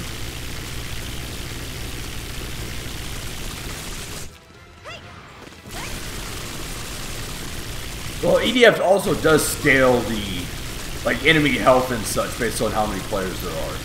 I know GTFO doesn't do that at all. GTFO, well, if you're solo, you're kind of definitely having a much harder time.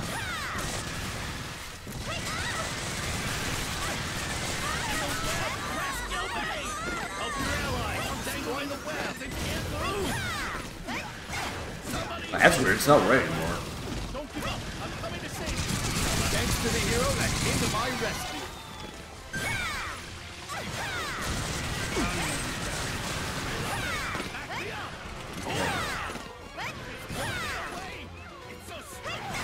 Don't give up. I'm coming to save you. It's pulling me away. Ooh, weapon. Oh, another one over there. I'll take it.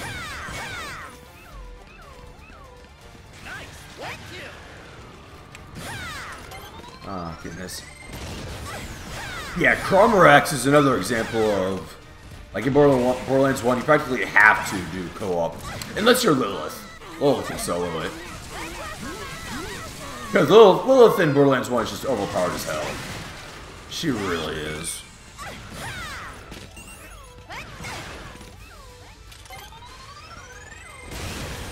In Borderlands 2, there are a lot more raid bosses, and some characters can deal with them better than others.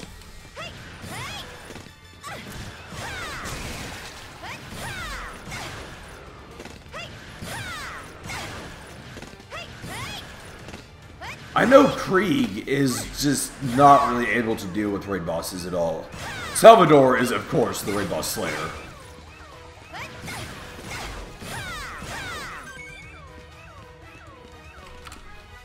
Axton can do it, just depends on the stage. Maya will have a much trouble time. Yeah, the whole thing with the Fencer Laser Guide Kit, it would be very balanced. It's hard enough trying to line things up with the Air Raider Laser or Beacon. So it's not exactly a replacement, and you can't duel Leviathan on your own. Yeah, that makes sense. Oh boy, I should probably not drop it on that thing.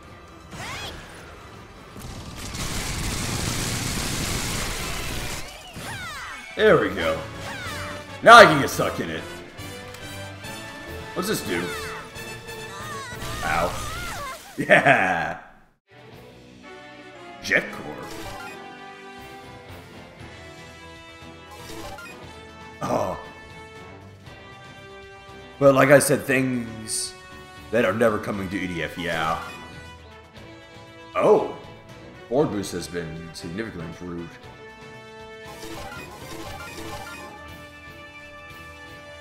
Yeah, I'll be back. I need to take a little break. So everybody, it'll be a couple minutes.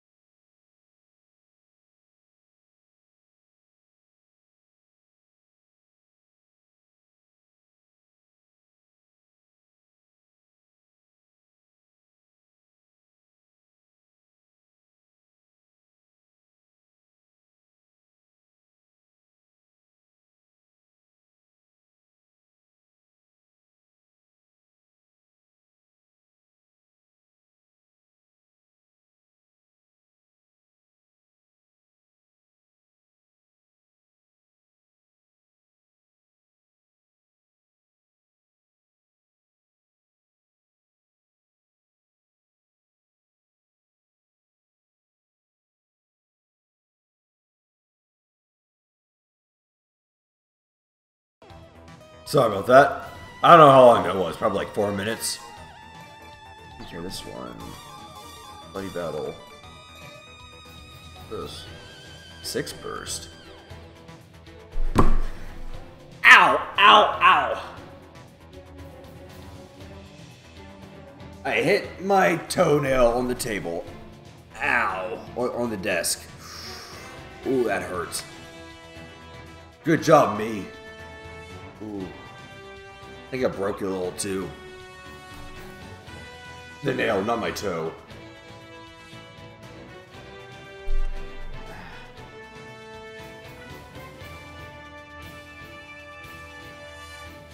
I need to clip my nails anyway. I'll do it after the stream. If I remember. Ow. It's not as bad as stubbing your toe. Stubbing your toe is freaking horrific. Ah, oh, God.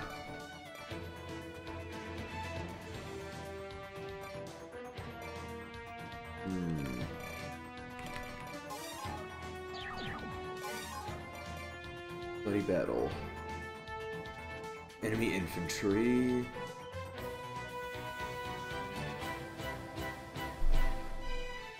Oh, I think this is a bunch of, grays and such.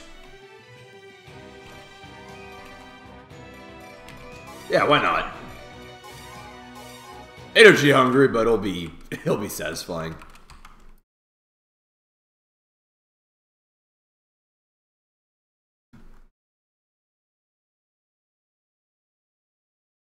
I probably could go on for another hour.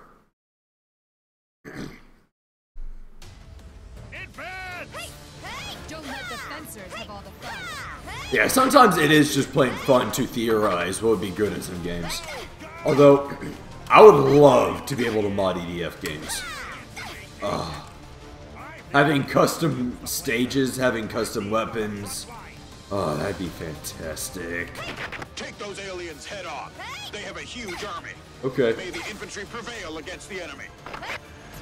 Oh! We will cover you. The aliens are coming! Nix, master armor on. Attack the aliens! Ooh, I destroyed his body armor too. Got him. Yeah, see, they call him Grace.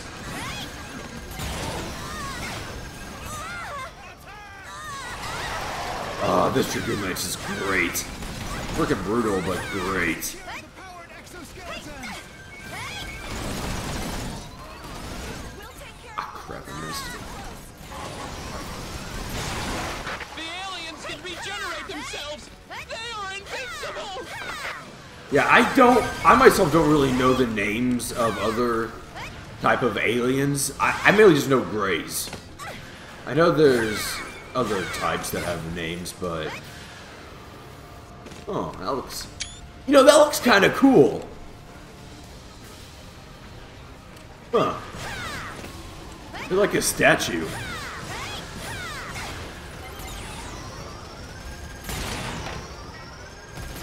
Ah, darn it! He just spun around so dang quick. And that was too high. Dang it! These guys are jerks. There we go.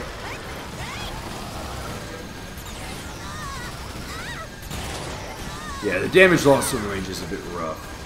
I hope everyone is having fun this evening. Or afternoon. This is why I brought the plasma cannon. The aliens are leading the monsters! Ah, crap. They're controlling monsters! A large group of monsters has appeared. There's so many monsters! Quit moving, you jerk. Got him. Right in the head. Oh, gotta move.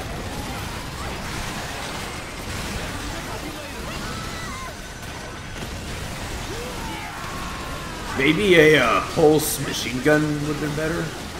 Well, the thing is, I didn't know there would be an answer. I kind of forgot. If I didn't know, yeah, pulse machine gun would have been a really good choice.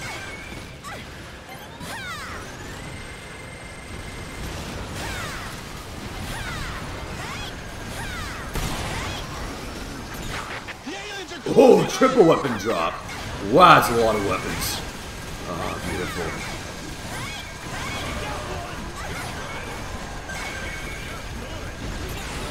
Like, I may be, like, really biased, but I do like it when you're able to mod games. Because I like to mod the hell out of them. Confirmed enemy landing ship!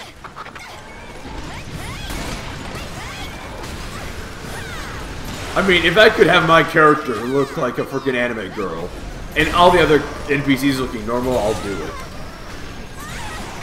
Sniper! Enemy sniper! Oh, that did kill. Okay. Sniper on the building! Take out the sniper! Requesting artillery fire on enemy sniper! Take cover! Get behind the buildings! Commencing artillery strike. What? All ground units stay There we clear go. of target area. Oh gosh, I can't see anything, and I'm slowed Launching down. artillery strike.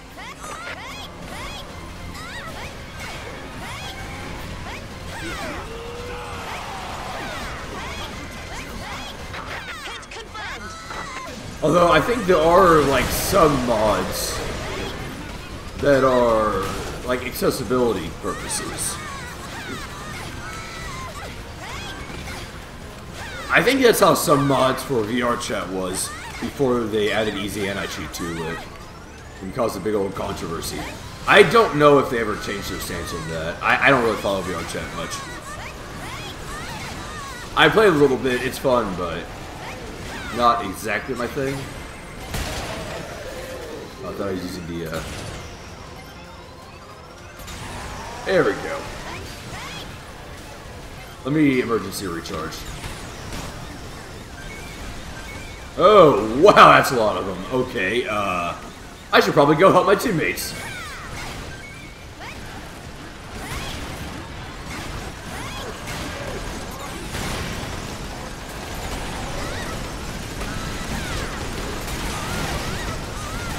Oh, dang it. Got him. Haha, double. Bad trick. Teleportation anchor is dropping down. Oh boy. This certainly is a bloody battle. Holy crap. Teleportation anchors incoming! We are definitely at the end game.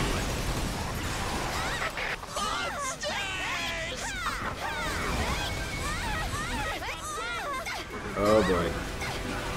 Yes, I see your rocket launchers. Very nice.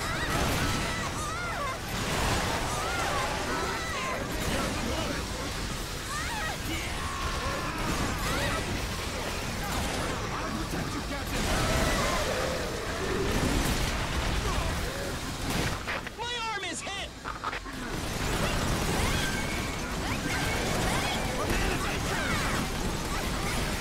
Yeah, I need to deal with those anchors.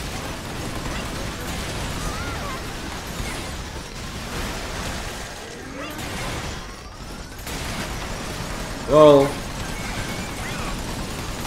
oh, grab some loot. Contact! Enemy coming from the east! Oh, Contact! Enemy coming from the west! Enemy landing ship confirmed.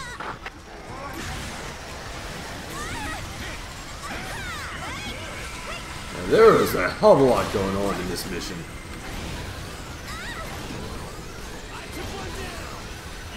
Crap.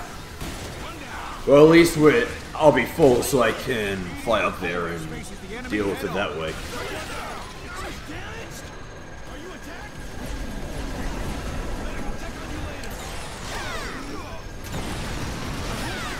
Yeah, close range, it is doing a hell of a lot more damage. And, oh, all the loot for me. Oh, crap.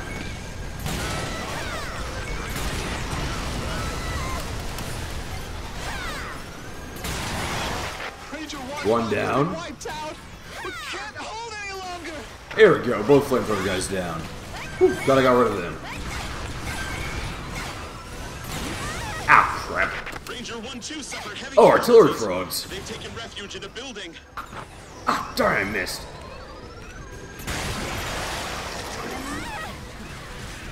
They're coming this way!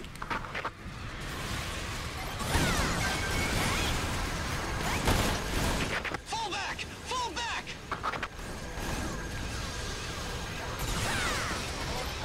Come on, this should do it. No.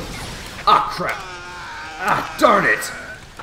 Oh, I'm in a relatively safe spot? Relatively? As long as there's no red ants, it should be fine up here.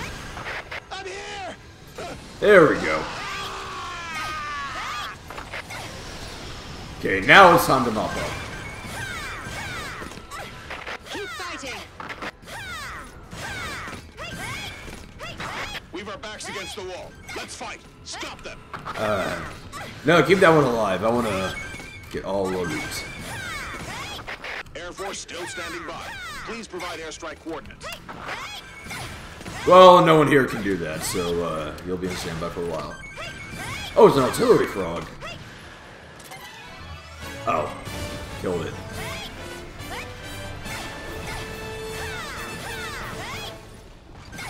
Weapon, nice. Okay, let's see how we get. Oh, that is a lot. 41 armor, too. A little bit of damage increase in the rapier. It does add up. Oh, that range increase. I could have used that earlier.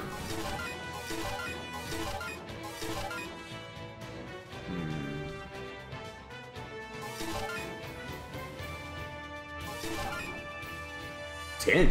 Okay. And that's it.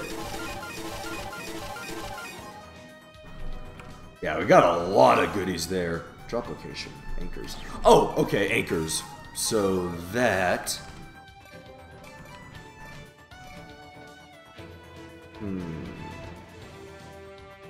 Anchors.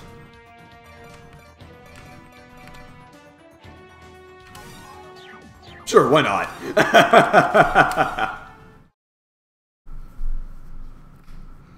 Actually, I probably should use a pulse machine gun as the secondary.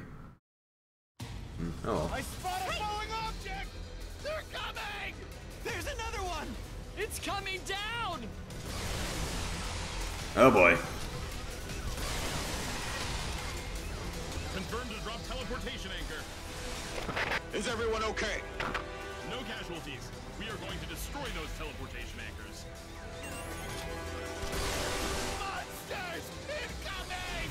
There we go. One is finally down. Holy crap. We're surrounded! Yeah, this is gonna be rough. Calculations were 100% correct. Yeah, I don't think I'll be using the monster. Let's see. Probably would be best to use the phalanx and just physically fly over there. Well, my toe's already feeling better. That's good. I spot a falling object! They're coming! There's another one! It's coming down! Join the fencer team.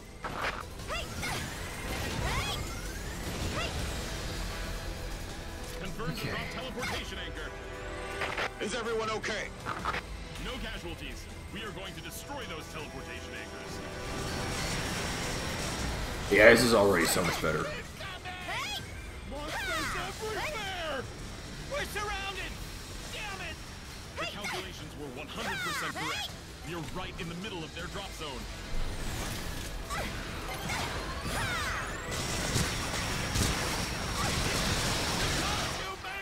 What should we do? Well, at least it's relatively Looks like safe a big here. anchor is being dropped from the sky. Another one, dang. A big anchor.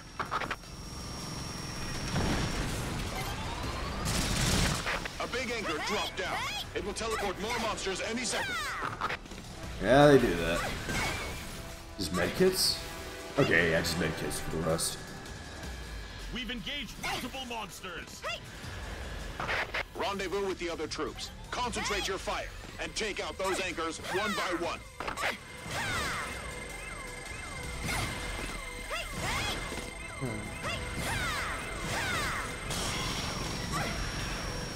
You know, I remember wanting a Fallout New Vegas 2 so bad, but now a lot of time has passed. I realize probably won't be as good as the original, because the people who made it made New Vegas New Vegas.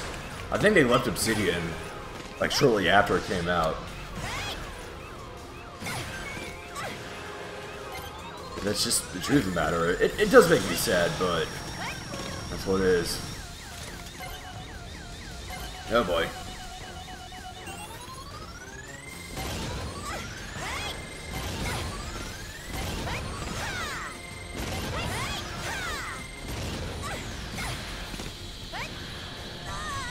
Oh. Oh, interesting. They're on the mini-map, huh?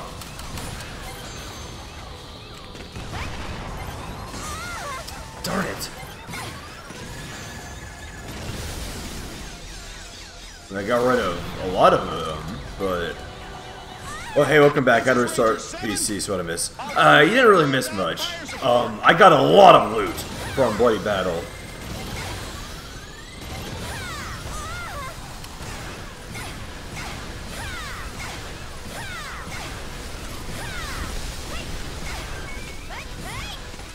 One of the best things for my PC that I got was an SSD. It makes restarting my PC so freaking fast, it's great.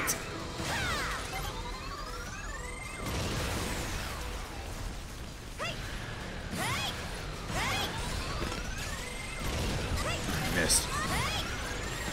But yeah, it's good to see you back.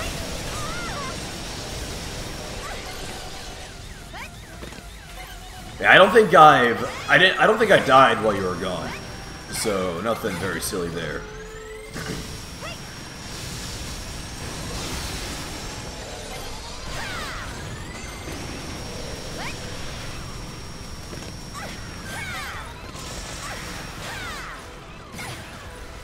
Ah, sweet. Oh, one of the items fell through the floor. Oh, that actually happened to me in GTFO. In B3, on the map B3, there's a security door. I walked towards it and I just fell through the freaking map. I just kept falling and falling and falling. Teleported back up, then fell through the map again. It was so frustrating. All my bot allies died and it just... I couldn't do anything.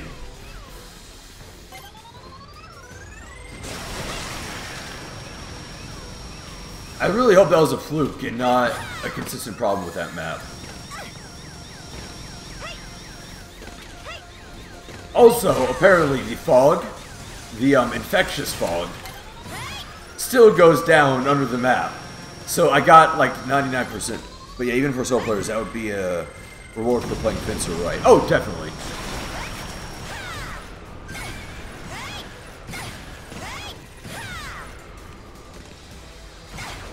Yeah, even games that are meant for co-op, I still prefer playing solo.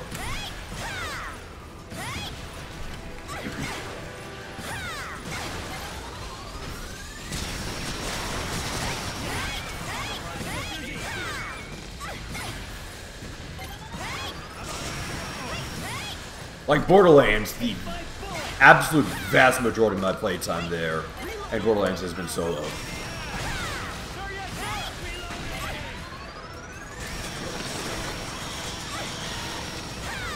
Killing Floor, again, solo.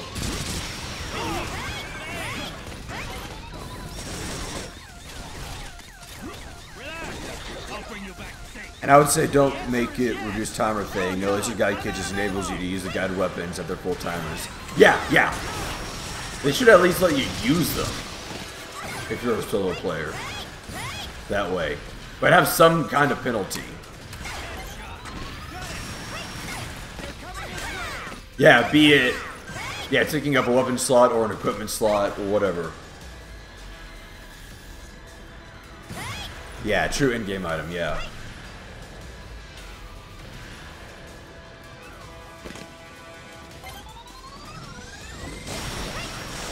A lot of in-game items in a lot of games are just mainly meant to have fun with. Like the wooden sword in Metal Gear Rising. You can only get that if you found all men in boxes. So it practically is in-game. Yeah, I think one of them is actually on the last mission of the game.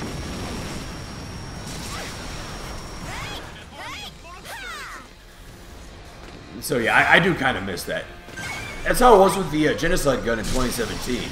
Where if you beat all stages on Inferno, you get the Genocide gun, which is just definitely something that you just have fun with.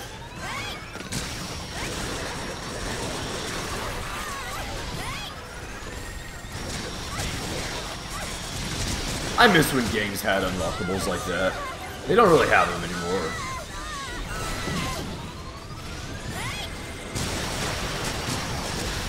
Just those silly fun unlockables. I remember one in Silent Hill 3 where you could turn into a magical girl. It was hilarious. And it was very powerful. It was great.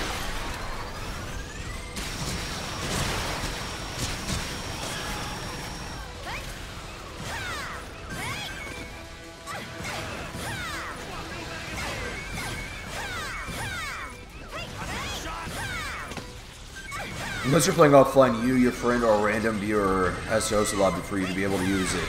In playing through these missions, there are some missions that won't go well with that strat, like flying missions or mixed flying missions. What strat?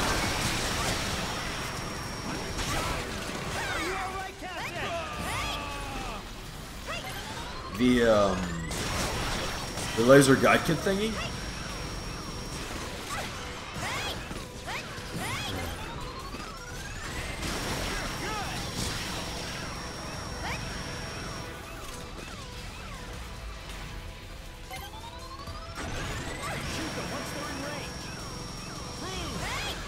Into using laser guide kit.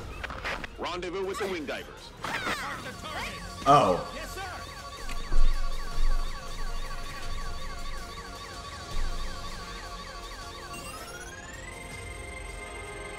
Reloading ammo. I don't really understand what you mean, honestly. I'm sorry. Keep quiet. Yes, sir.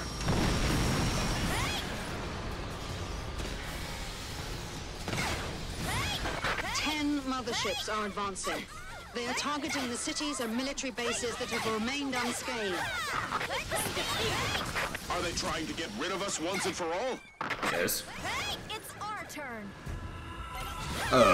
Great. This one is using or spawning gammas. Oh, well, I'll go down soon enough. There we go. Told you.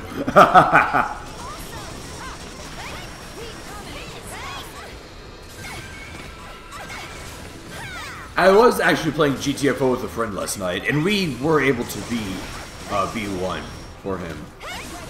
I already beat it solo, but he hasn't beaten it yet, so with that, he should unlock B2, 3, and C1 for him. System normal. Ready to engage.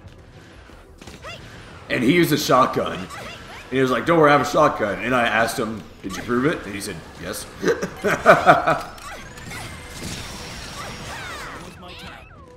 The whole world is joining forces to attack the motherships. Because even for the regular defensive haven't found a missile, way to if destroy the the laser motherships yet. guide focuses on one even target, if we all don't defensive stand a missiles will chance, focus on we that will one, keep up if the it's on good screen. fight. Oh, okay. Change that. So it can be used to grief. That's what you mean. Okay. And you want to prevent that. You want it to mainly be a solo thing.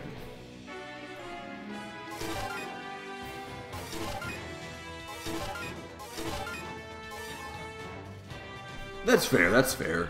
Random monsters. This one must be a bunch of, This one must be the bunch of the eggs. Oh, yep. Lots of eggs. Yeah, this loadout should be fine. Of course there'll be mother monsters, but... pardon. Well, not just griefing, but it's... If it's a flying mission, you will want to hit multiple targets, not just one. Oh yeah, that's true. They're trying to multiply on the surface! The monsters have adapted to the Earth's environment. Exterminate the mother monster!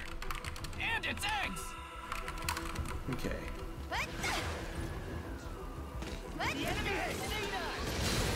Destroy the eggs. Every single one of them.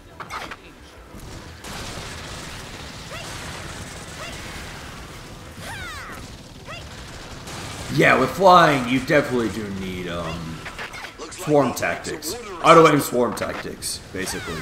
That's why they can multiply so easily.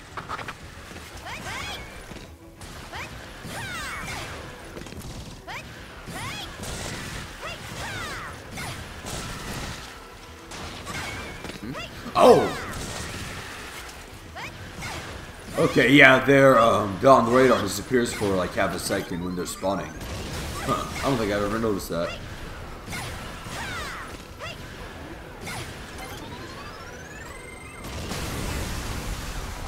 Oh, I ticked him off.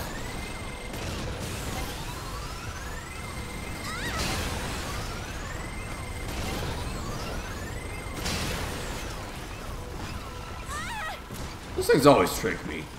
I think it's a weapon, but it's not.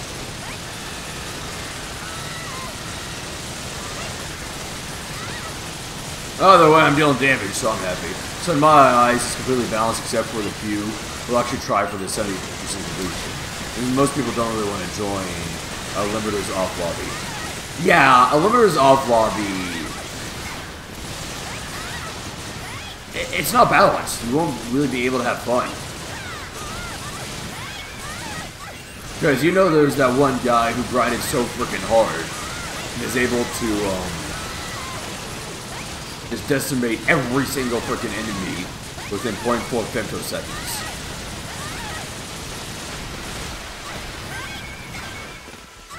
And you don't really you won't really be able to get to do much in that situation.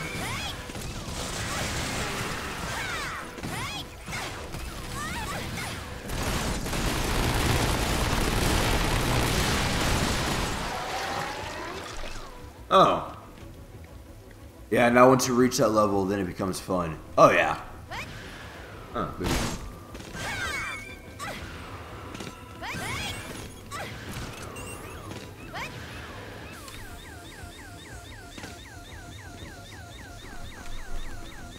Yeah, I really do prefer playing solo with this stuff. I like to know it was me who did all this stuff, you know?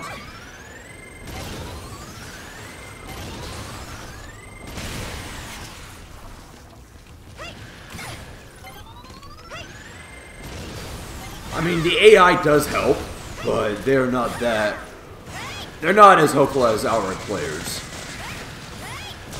Players know mobility, they know target prioritization, they know weak points and such. Players can just be much more effective. I mean, here the AI isn't even following me because I neglected to recruit them.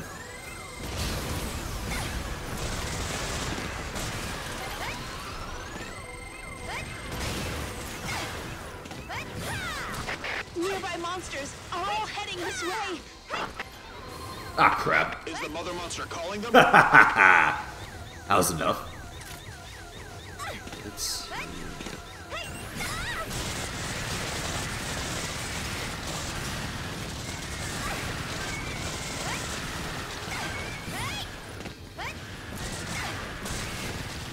One problem I have with the highest tier MLRA for the oh boy, for the soldier or the ranger, like the missiles drop way too close to the ground, and sometimes they can actually hit the ground and get you launched a little bit. It's annoying. Like I said, more than grinding for 80,000 armor so that you feel somewhat safe in Inferno. Most people won't try for 70% completion, so I think it's so balanced. Yeah, makes sense. For me, I mainly just want to be able to use those missile launchers in solo play. That's my main thing. I don't really pay attention to co-op balance stuff. So that's not really a worry I have, but that definitely would be a worry for the game developers.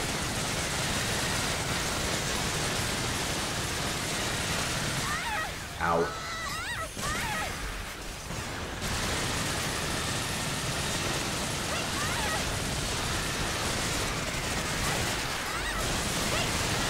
That's a lot of them.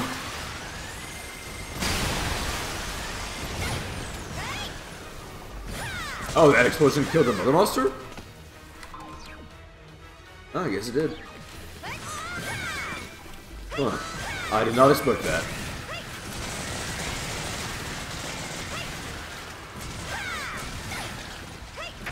This is the chief commander of the EDF.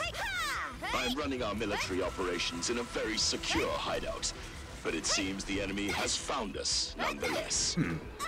Rest assured, a new commander will be taking over the mission. The fight will not cease.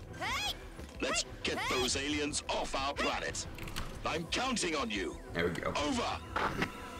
Yeah, I myself do not shy away from the grind. I mean, I play RuneScape, so I know what grind is.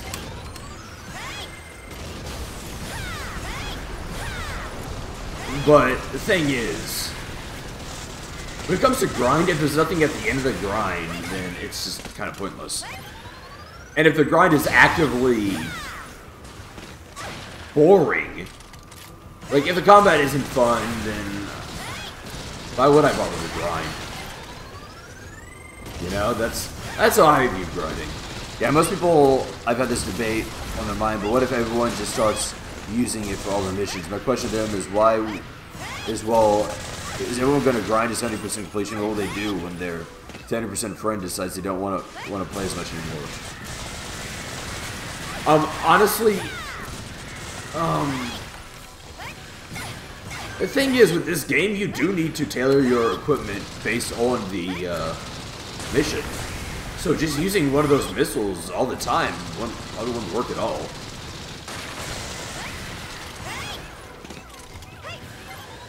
Also, one major problem with having this debate with me is I know practically nothing about the co-op scene. Yeah, that's my problem.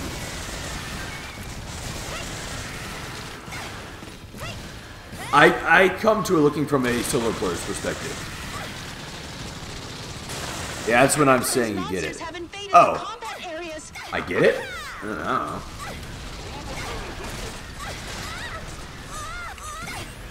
Fair enough.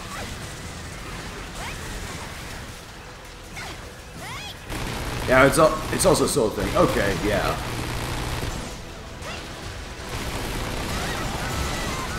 Like, the thing is, it is a thing, like, would make me question, why would a co-op player even want to use it? When there's air raiders who have like a support weapon slot. Or it'd be better fitting for that.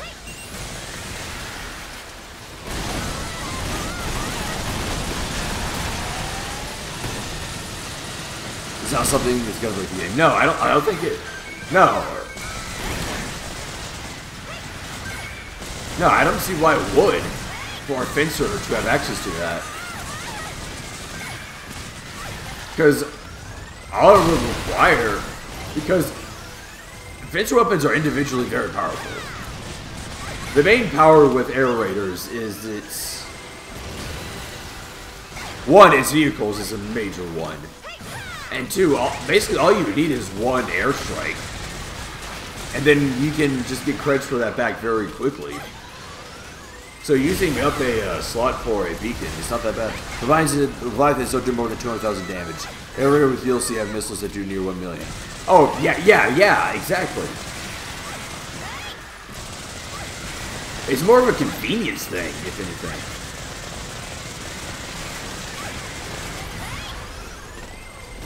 For the fencer to be able to do something powerful on its own. The monsters just keep on coming.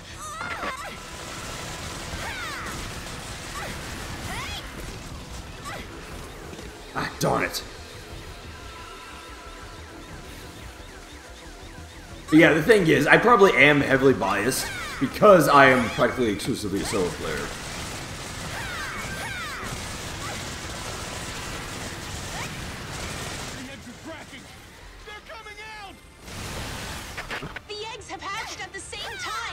What? I thought they already hatched earlier. Right. For the players, them saying it might be broken. For the developers, they're probably saying ... Yeah, they're saying nothing.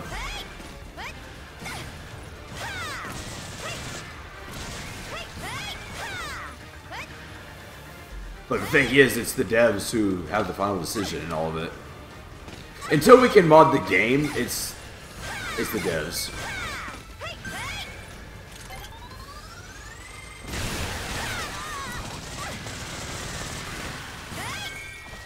They have the final say, and they aren't saying anything, yeah. It is ultimately up to them, but as it is, the game is still fantastic. It's just those are just some little improvements we could possibly have.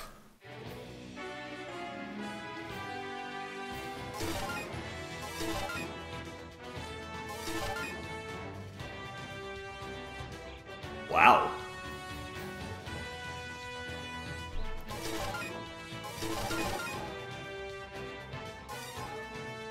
Steel covered threads.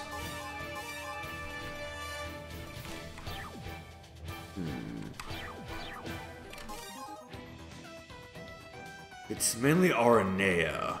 Right, and here's another idea. There are multiple types of weapons like Ranger shotguns. They're not all the same, right? Yeah? What about them? Benji.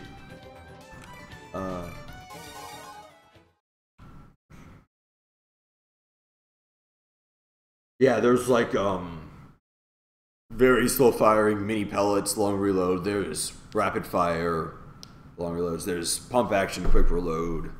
solid damage all around. Well, arounders are slug ones. Urban area. Coming in webs. Turning the city into their nest. There are survivors.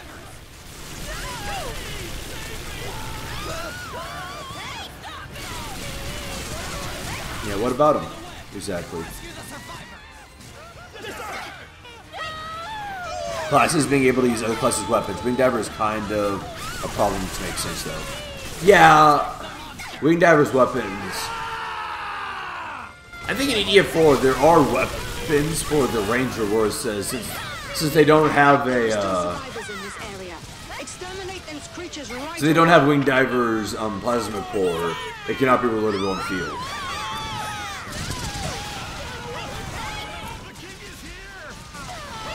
I honestly don't know. That would probably be a very much a balance issue.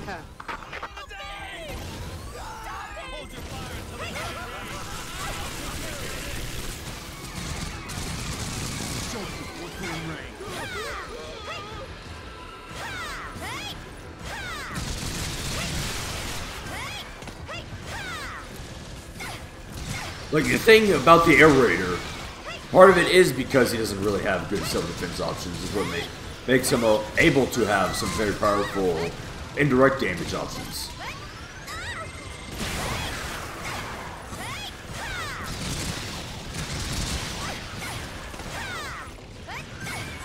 But you could have Wing Diver be able to use things like single shot, sprite ball from Air Raider.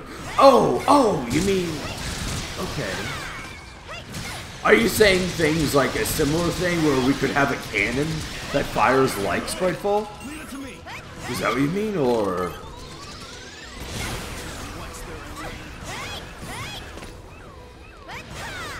You mean like actually having the laser pistol that calls in Spritefall?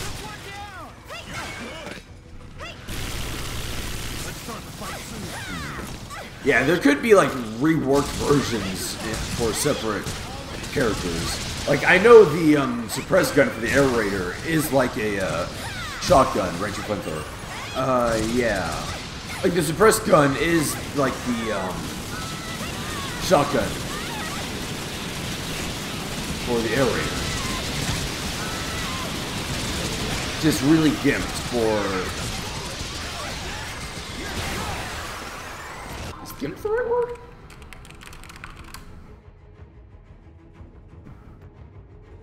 Oh, no. That's not. Jeez. I'd be using that wrong.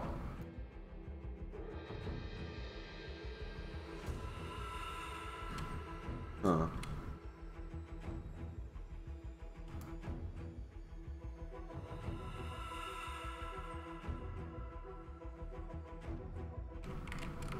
Or the crappiest Ranger shotgun, the one with really poor range. Yeah.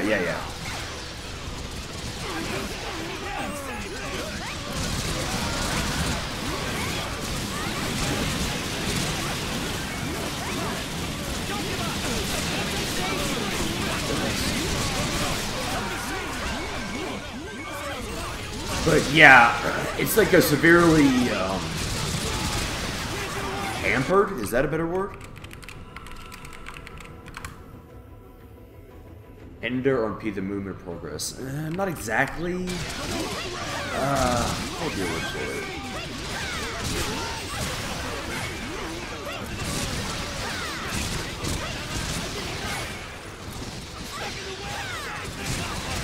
We can just say severely reworked, I guess. Weakened and reworked version. Let's do it! Do something to take down the threat! So much, comrade.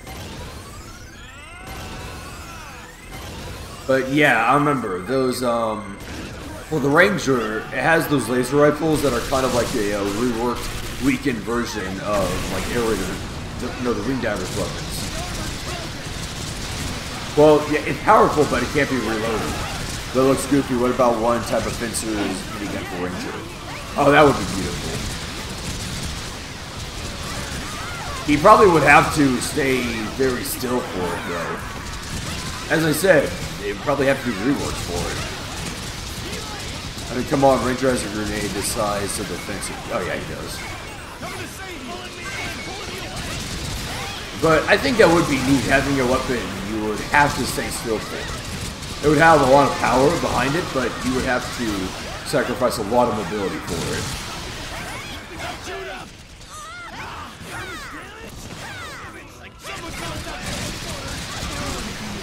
You would probably have to sacrifice something to be able to use it.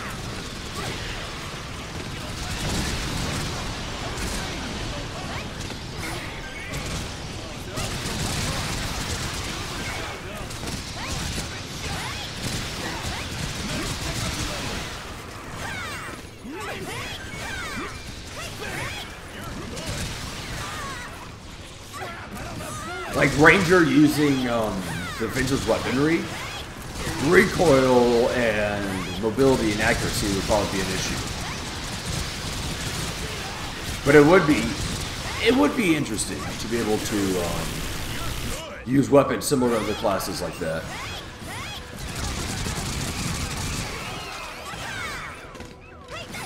Attack your right! That's impossible!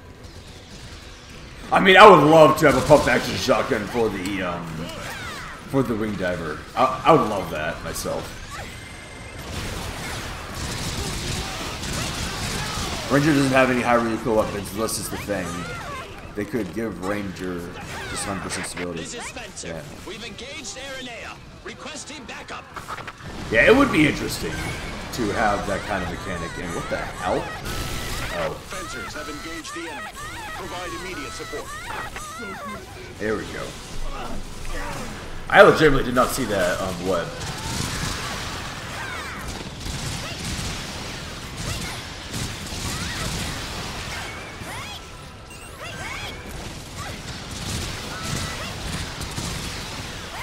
I don't know, there'd just be something fun. Like flying around and shooting a shotgun.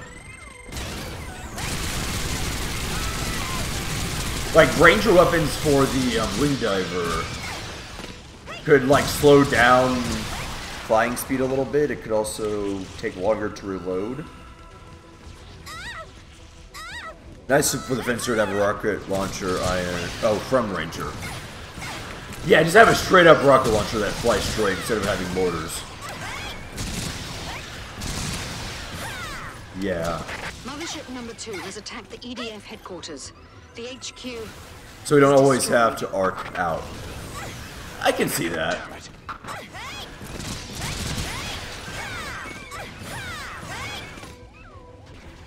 Could have like a really big anti-material rifle with an explosive charge. That actually would be awesome.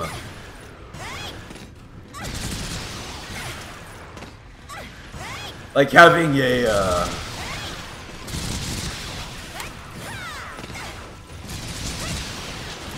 like a 60 cal or something. Anti-material rifle with explosive.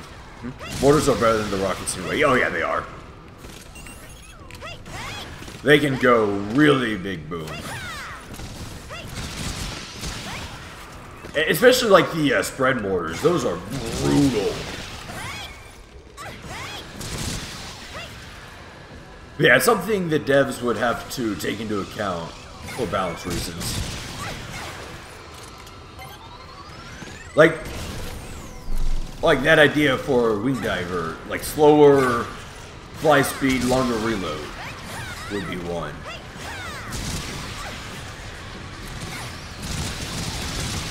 Like, let us really just sandbox the game. It's literally sandbox. Yeah.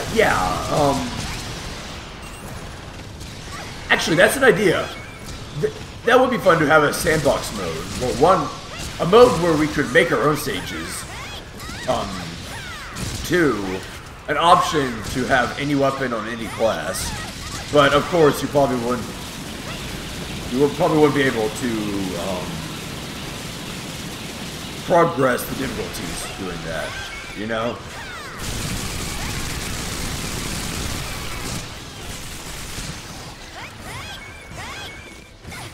I mean, the Wing Diver has a core that doesn't let her fly. Yes, she does actually. It's a very cool one. What it does, it charges weapons really, really fast though. It has a lot of energy. So yeah, there is precedent for that kind of stuff.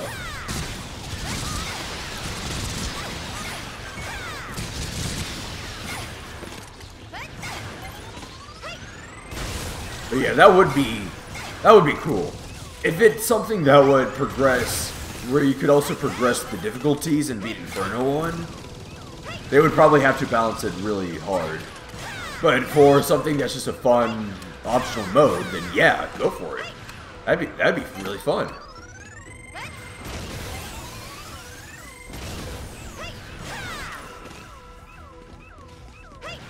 Huh.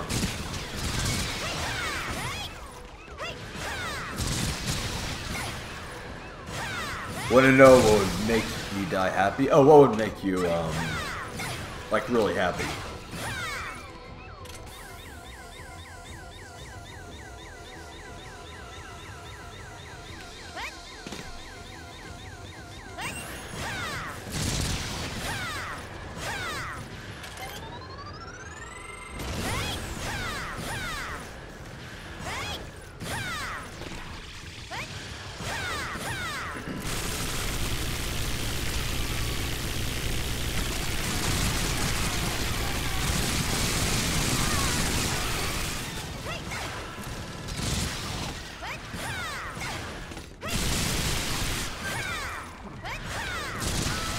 So the whole Laser Gaiken thing, keep that in mind. How have you ever played Lost Planet? I have never played Lost Planet. I played Dead Space 3 though. Legit though, no, I've never played Lost Planet.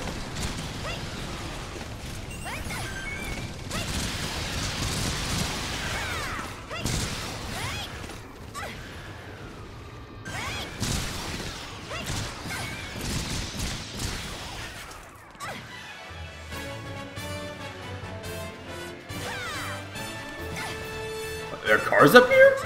The hell? How did I get up here?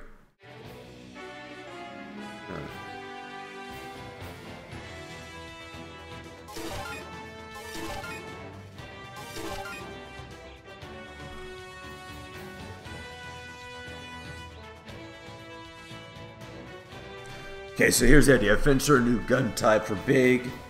Too big for one-handed to use. Okay, so it'd be really big, would require... So it would take up 2 slots, basically. Right?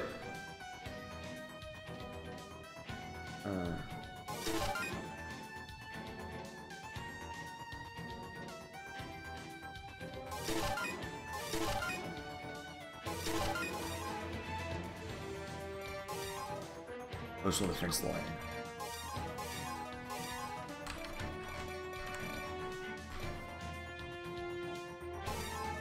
Galleon Gatling gun. Galleon Gatling gun.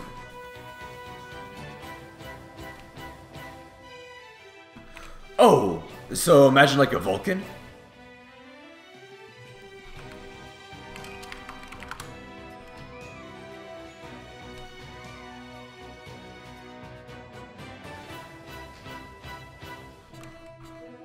Yeah, I can... That'd be interesting.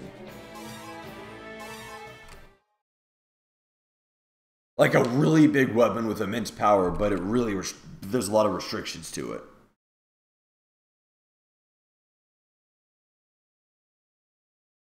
Yeah, kind of the Fencer has a Galleon type weapon. Okay. Is that mothership number 9? Oh, I just had an idea. I'll show you what I have. SBC can from Serious Sam. Mothership is deploying aliens. And EDF. The mothership can be left alone. That would be great. Playing bowling with freaking ants. That'd be great.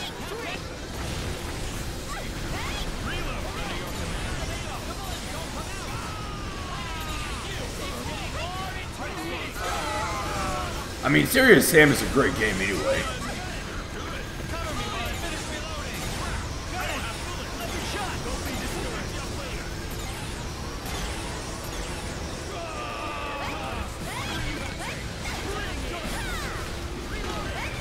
Just go, tally-ho, lads, and then bang.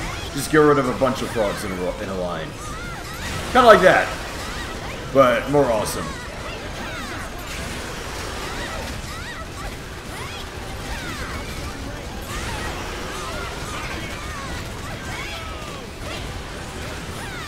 Yeah, it would be like some of the weapons that already exist for the Fencer, just with a much larger projectile.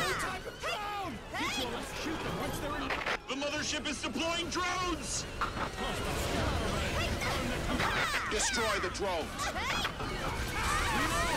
Ow. Landing ship confirmed.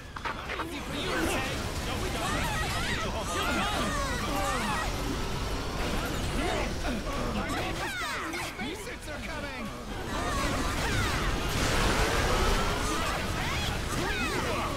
Yeah, if you've played Serious Sam, you should know what the SBC can. Get on weapons, has strong damage and more range, so if you could do that, it'd be super cool. Same thing with the new melee weapon. While you're on that weapon set, you cannot dash or boost. Yeah, oh, yeah. There's a lot of mobility. There would definitely be a lot of mobility restrictions for using such giant weapons. Mothership 10 that landed in South America has destroyed Shelter A. We've lost over half our supplies.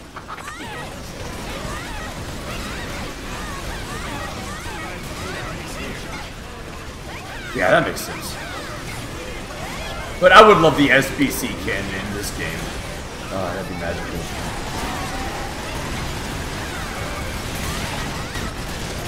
One thing that would probably be fun is a weapon that can launch the bodies of enemies, and those bodies also become projectiles. They'd be great for horde clearing. Imperial drones confirmed. Imperial drones incoming! This doesn't look good!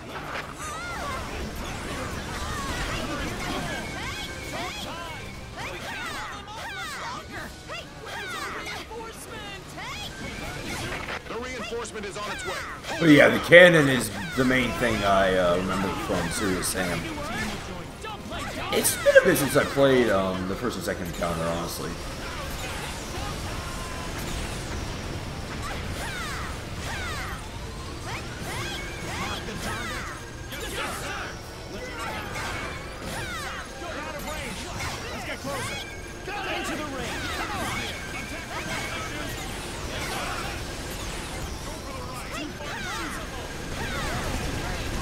Enemy landing ship incoming. Yeah, this is why I brought the Dragoon Lance. Ships incoming! These should be able to take care of the ships pretty quickly, honestly. Oh yeah, I think Barga appears in this mission too. That is cool. Yeah, but I want to keep it to the confines of what this game already is capable of. The only thing will be new is having weapon design and small animation for it. Okay, then yeah. So the enemies into projectiles, like it would be bowling. Yeah, that would be a thing then. So yeah, how the SBC cannon is in Serious Sam would definitely be possible.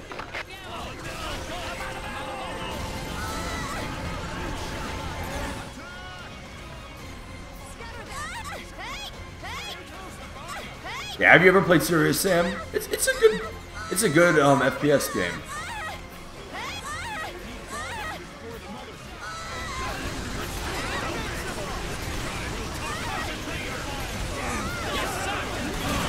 Yeah. I have not played Serious Sam 4 though. I don't know if it'll be good, honestly.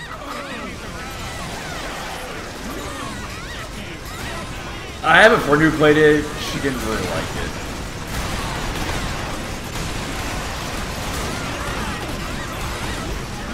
Infantry, use Barga as cover.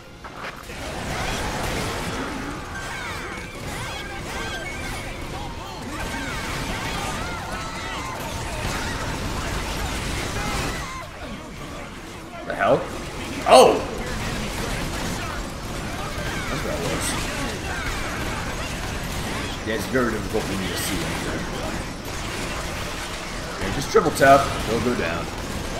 Again, you'd probably be better off with having 4 different weapons rather than just one big gun for very specific reasons. Yeah, oh yeah. Well, I was thinking maybe just 2 slots instead of all 4 slots for the Fencer. Like, if you swapped weapons, it'd be swapping to that. And if you swap back, it'd be back to your dual wield.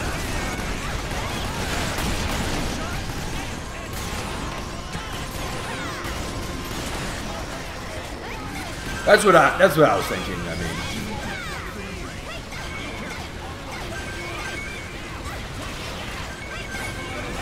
I mean, if it took all 4 slots from a fencer, it'd have to be like a tactical nuke.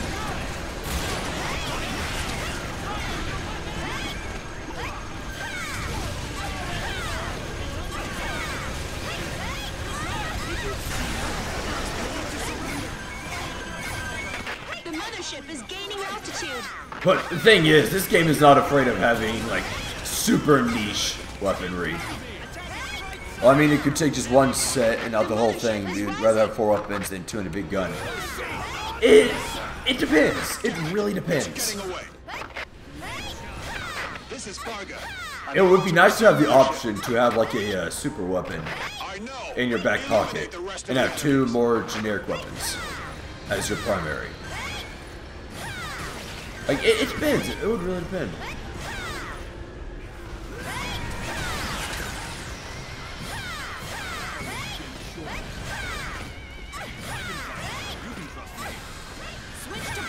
But yeah, using multiple slots would be an interesting form of balance.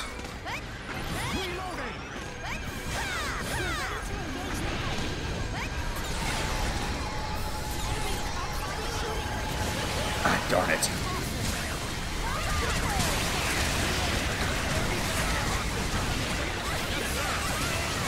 Oh, I thought I saw a weapon. Oh well.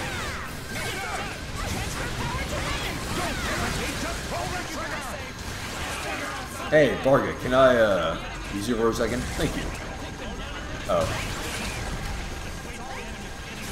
I mean, there's railing here. Huh? There we go.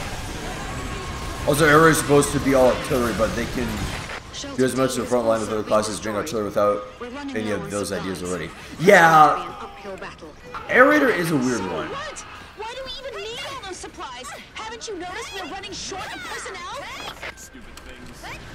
Like the 150mm cannon, you can use that point blank on enemies because the splash radius is not that bad. It's not big enough to really hurt you. Goodness.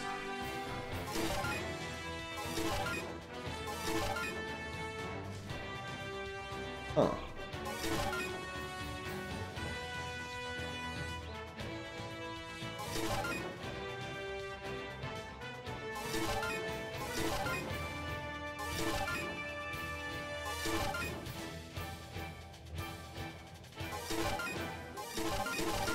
Okay, some very solid picks here.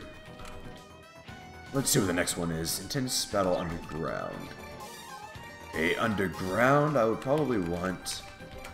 Oh, what's this? Oh, that's the new one I got.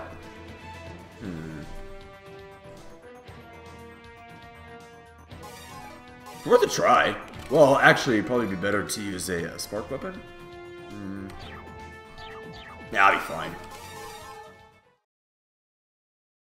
Yeah, so it's like they try and make the rolls very noticeable, but they have the ability to be as effective not doing their main rolls.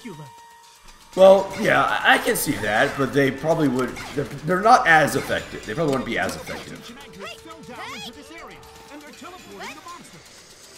believe their teleportation anchors underground. They'll keep teleporting monsters to the underground if we don't find them. If that's the case, we're doomed. We have to get to the bottom. Although the main weakness with Wing Diver is her low armor. With enough grinding, you can counteract that. Like Wing Diver is very mobile, and a lot of her weapons have really, really high damage.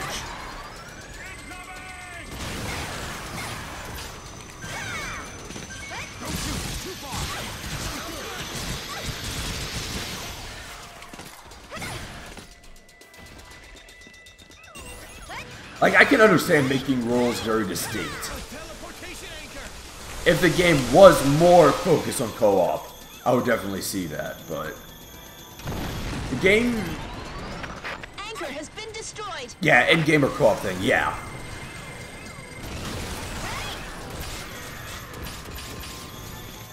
It's very much if it just more focused on co-op. Like if this was GTFO or something.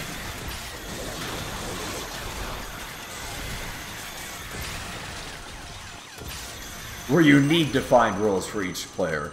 You'd be like, okay, you're the Scout Slayer, you're the Horde Slayer, you're the Big Guy Slayer.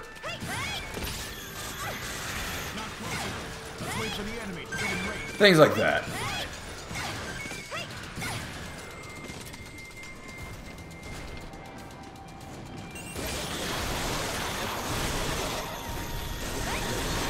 But here, because the game is all at its core, it is single player.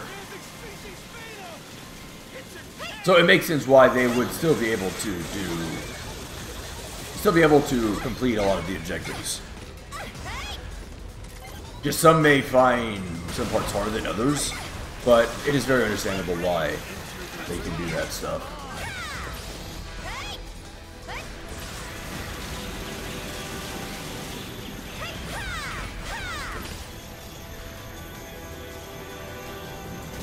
Yeah, boy. Ah, dang it!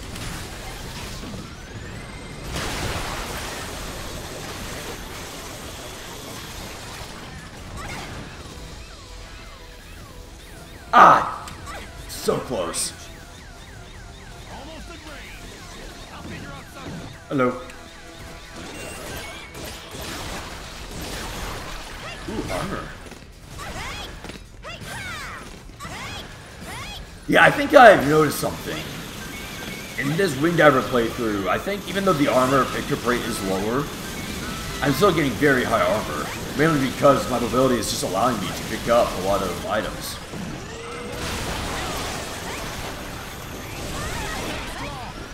Because I remember, in my Air Raider and Ranger playthroughs, a lot of items I just had to not get.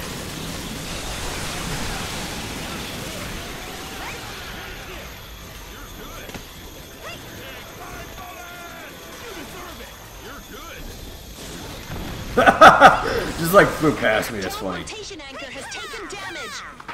Damage is destroyed. True, but Fencer's faster. Yeah, Fencer can be incredibly fast. It just depends on what you really are trying to do.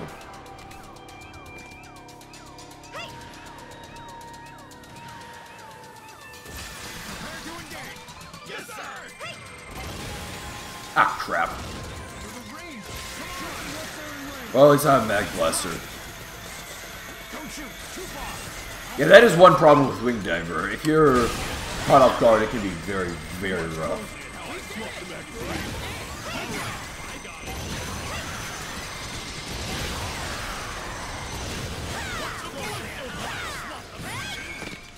Watch your bullets go by Something Magazine. Interesting line. Oh, yep.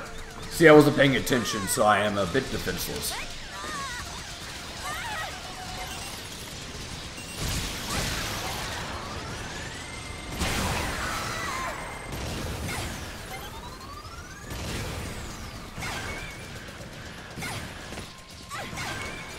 Yeah, the Fencer does feel a bit more fluid than... Wait, the Wingdiver's mobility feels a bit more fluid than the Fencer's. Because the Fencer's is very much, A rescue team has been in lines. Hold it together. Here, you can do a lot of different things. Oh, pardon me. Shoot them once they're in range.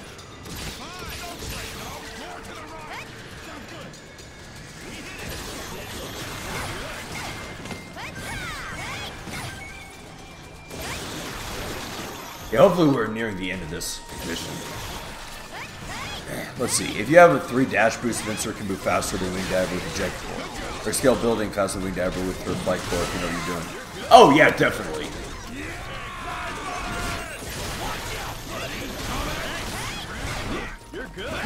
Yeah, the Fencer can be incredibly mobile. It's just... I don't know, it just feels a little clunkier in a way. But yeah, Fencer can definitely be really, really fast.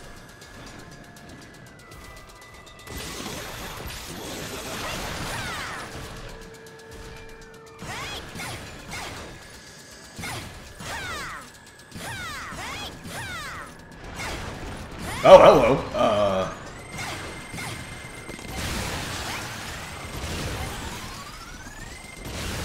That wasn't so bad. It's always nice to have an explosive up your sleeve. And, oh, okay.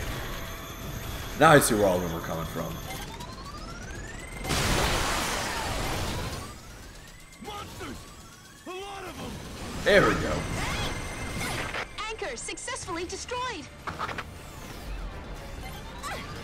Where are they? Oh, there they are. They're just in a crevice or something. That was weird. Let me emergency reload.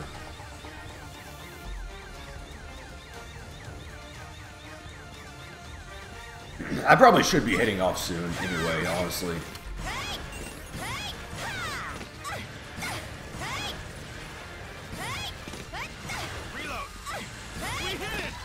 Oh, that is a lot of them. Here you go, I'll help them to hurt for you.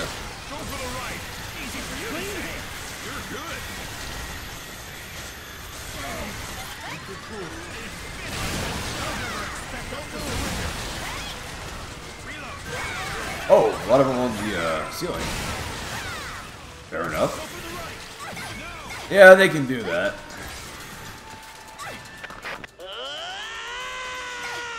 You okay there? It's okay.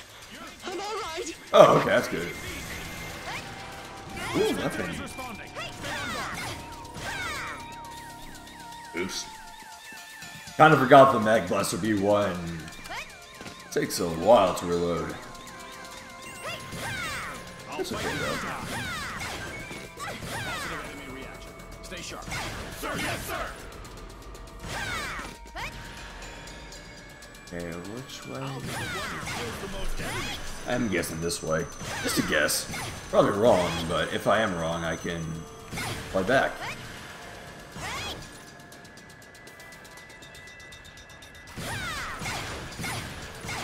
Looks like they're eradicated completely. Ah, must be this way then. I think. Probably. Yeah, I think it is this way. That is one problem with these caves. They are very difficult to navigate sometimes. Because the minimap certainly doesn't help. I knew you would come. Helps a little. General direction thing, you know? Reinforcement is really here. I saw a gigantic monster. It was a king.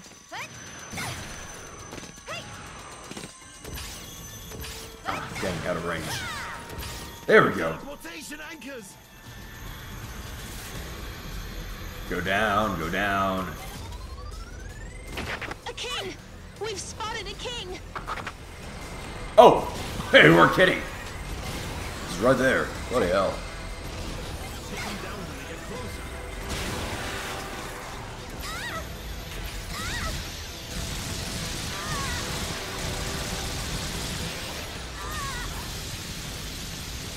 I'm just giving him a sunburn. Almost every major city has been destroyed by the motherships.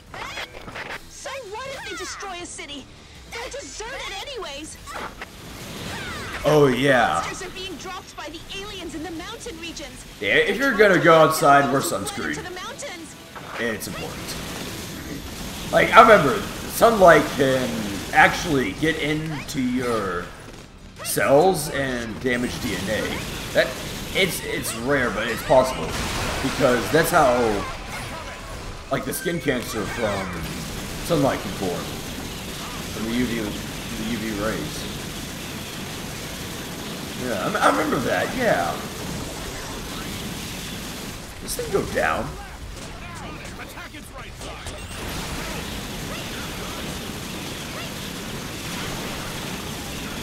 What the hell? Thing's tanky as hell. I mean, it is a king, but still, holy hell. There it goes.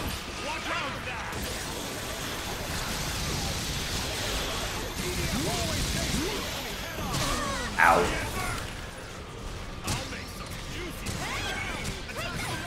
Well, lots of loot, so I'll take it.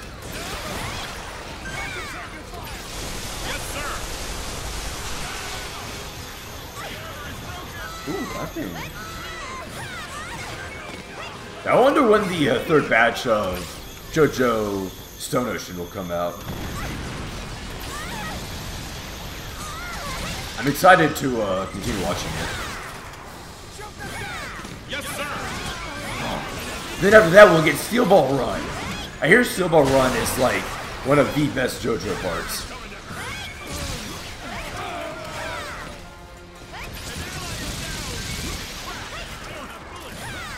Don't move. Ah, there we go. I'll take care of it. So yeah, I'm excited to watch Steel Ball Run, if that ever gets adapted. Because David Productions has been doing a fantastic job with adapting JoJo. If only there was a Berserk adaptation of that quality. That really saddens me, honestly. Give me some medicine later. Magazine change.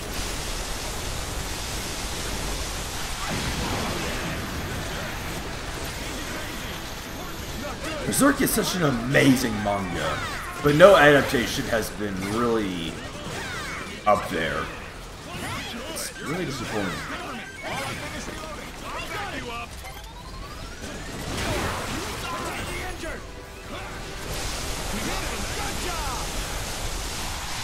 This is a good spot. There we go. Yeah, that's the problem with adaptations. Sometimes it is very difficult to translate, like, manga art to anime. Especially Kentaro Miura's artwork. It's some of the best manga artwork I've ever seen.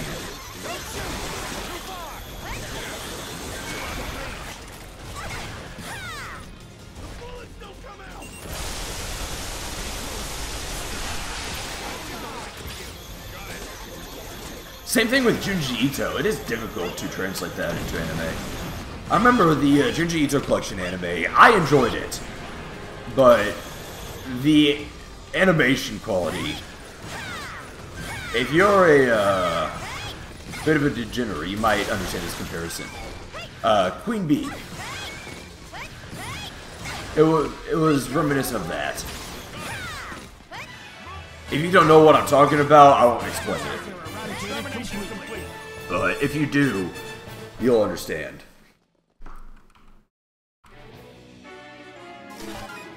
Ooh, that range increase is very juicy.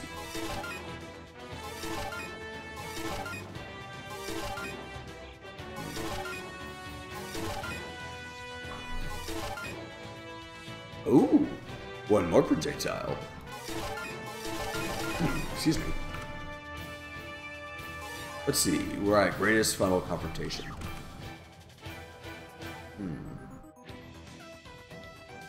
Sorry, I'm a harem fantasy fan. Ah. Fair enough. Like High School DD. I like DD. That's a good one. Yeah, I should probably end it here. This was a fun one. It's a long one. I need to get myself some food and such. I hope everyone enjoyed, and I hope to see you all in the next one. But yeah, the harem fantasy anime. What have I seen? Yeah, High School DD. That one is really good. Monster Musume. I guess that would count. That one's funny. Can't think of much more off the top of my head. Oh, I actually do own the entire manga of Rosario to Vampire. Oh, one moment. Oh, High School DD is actually really fun. It's a good one. It is definitely lewd, but it's good. It's good.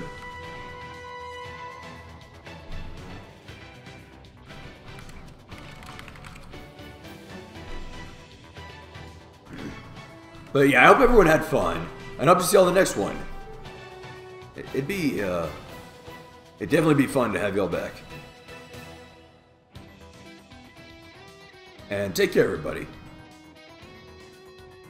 Yeah. I'll be here again tomorrow. You know how it is. If I'm not, I'll post an update on my Twitter. Typically, I do stream every day. But take care, everybody. Ooh, my outros are weird as hell. I just don't really know how to end a stream. Well, as it is. Bye-bye.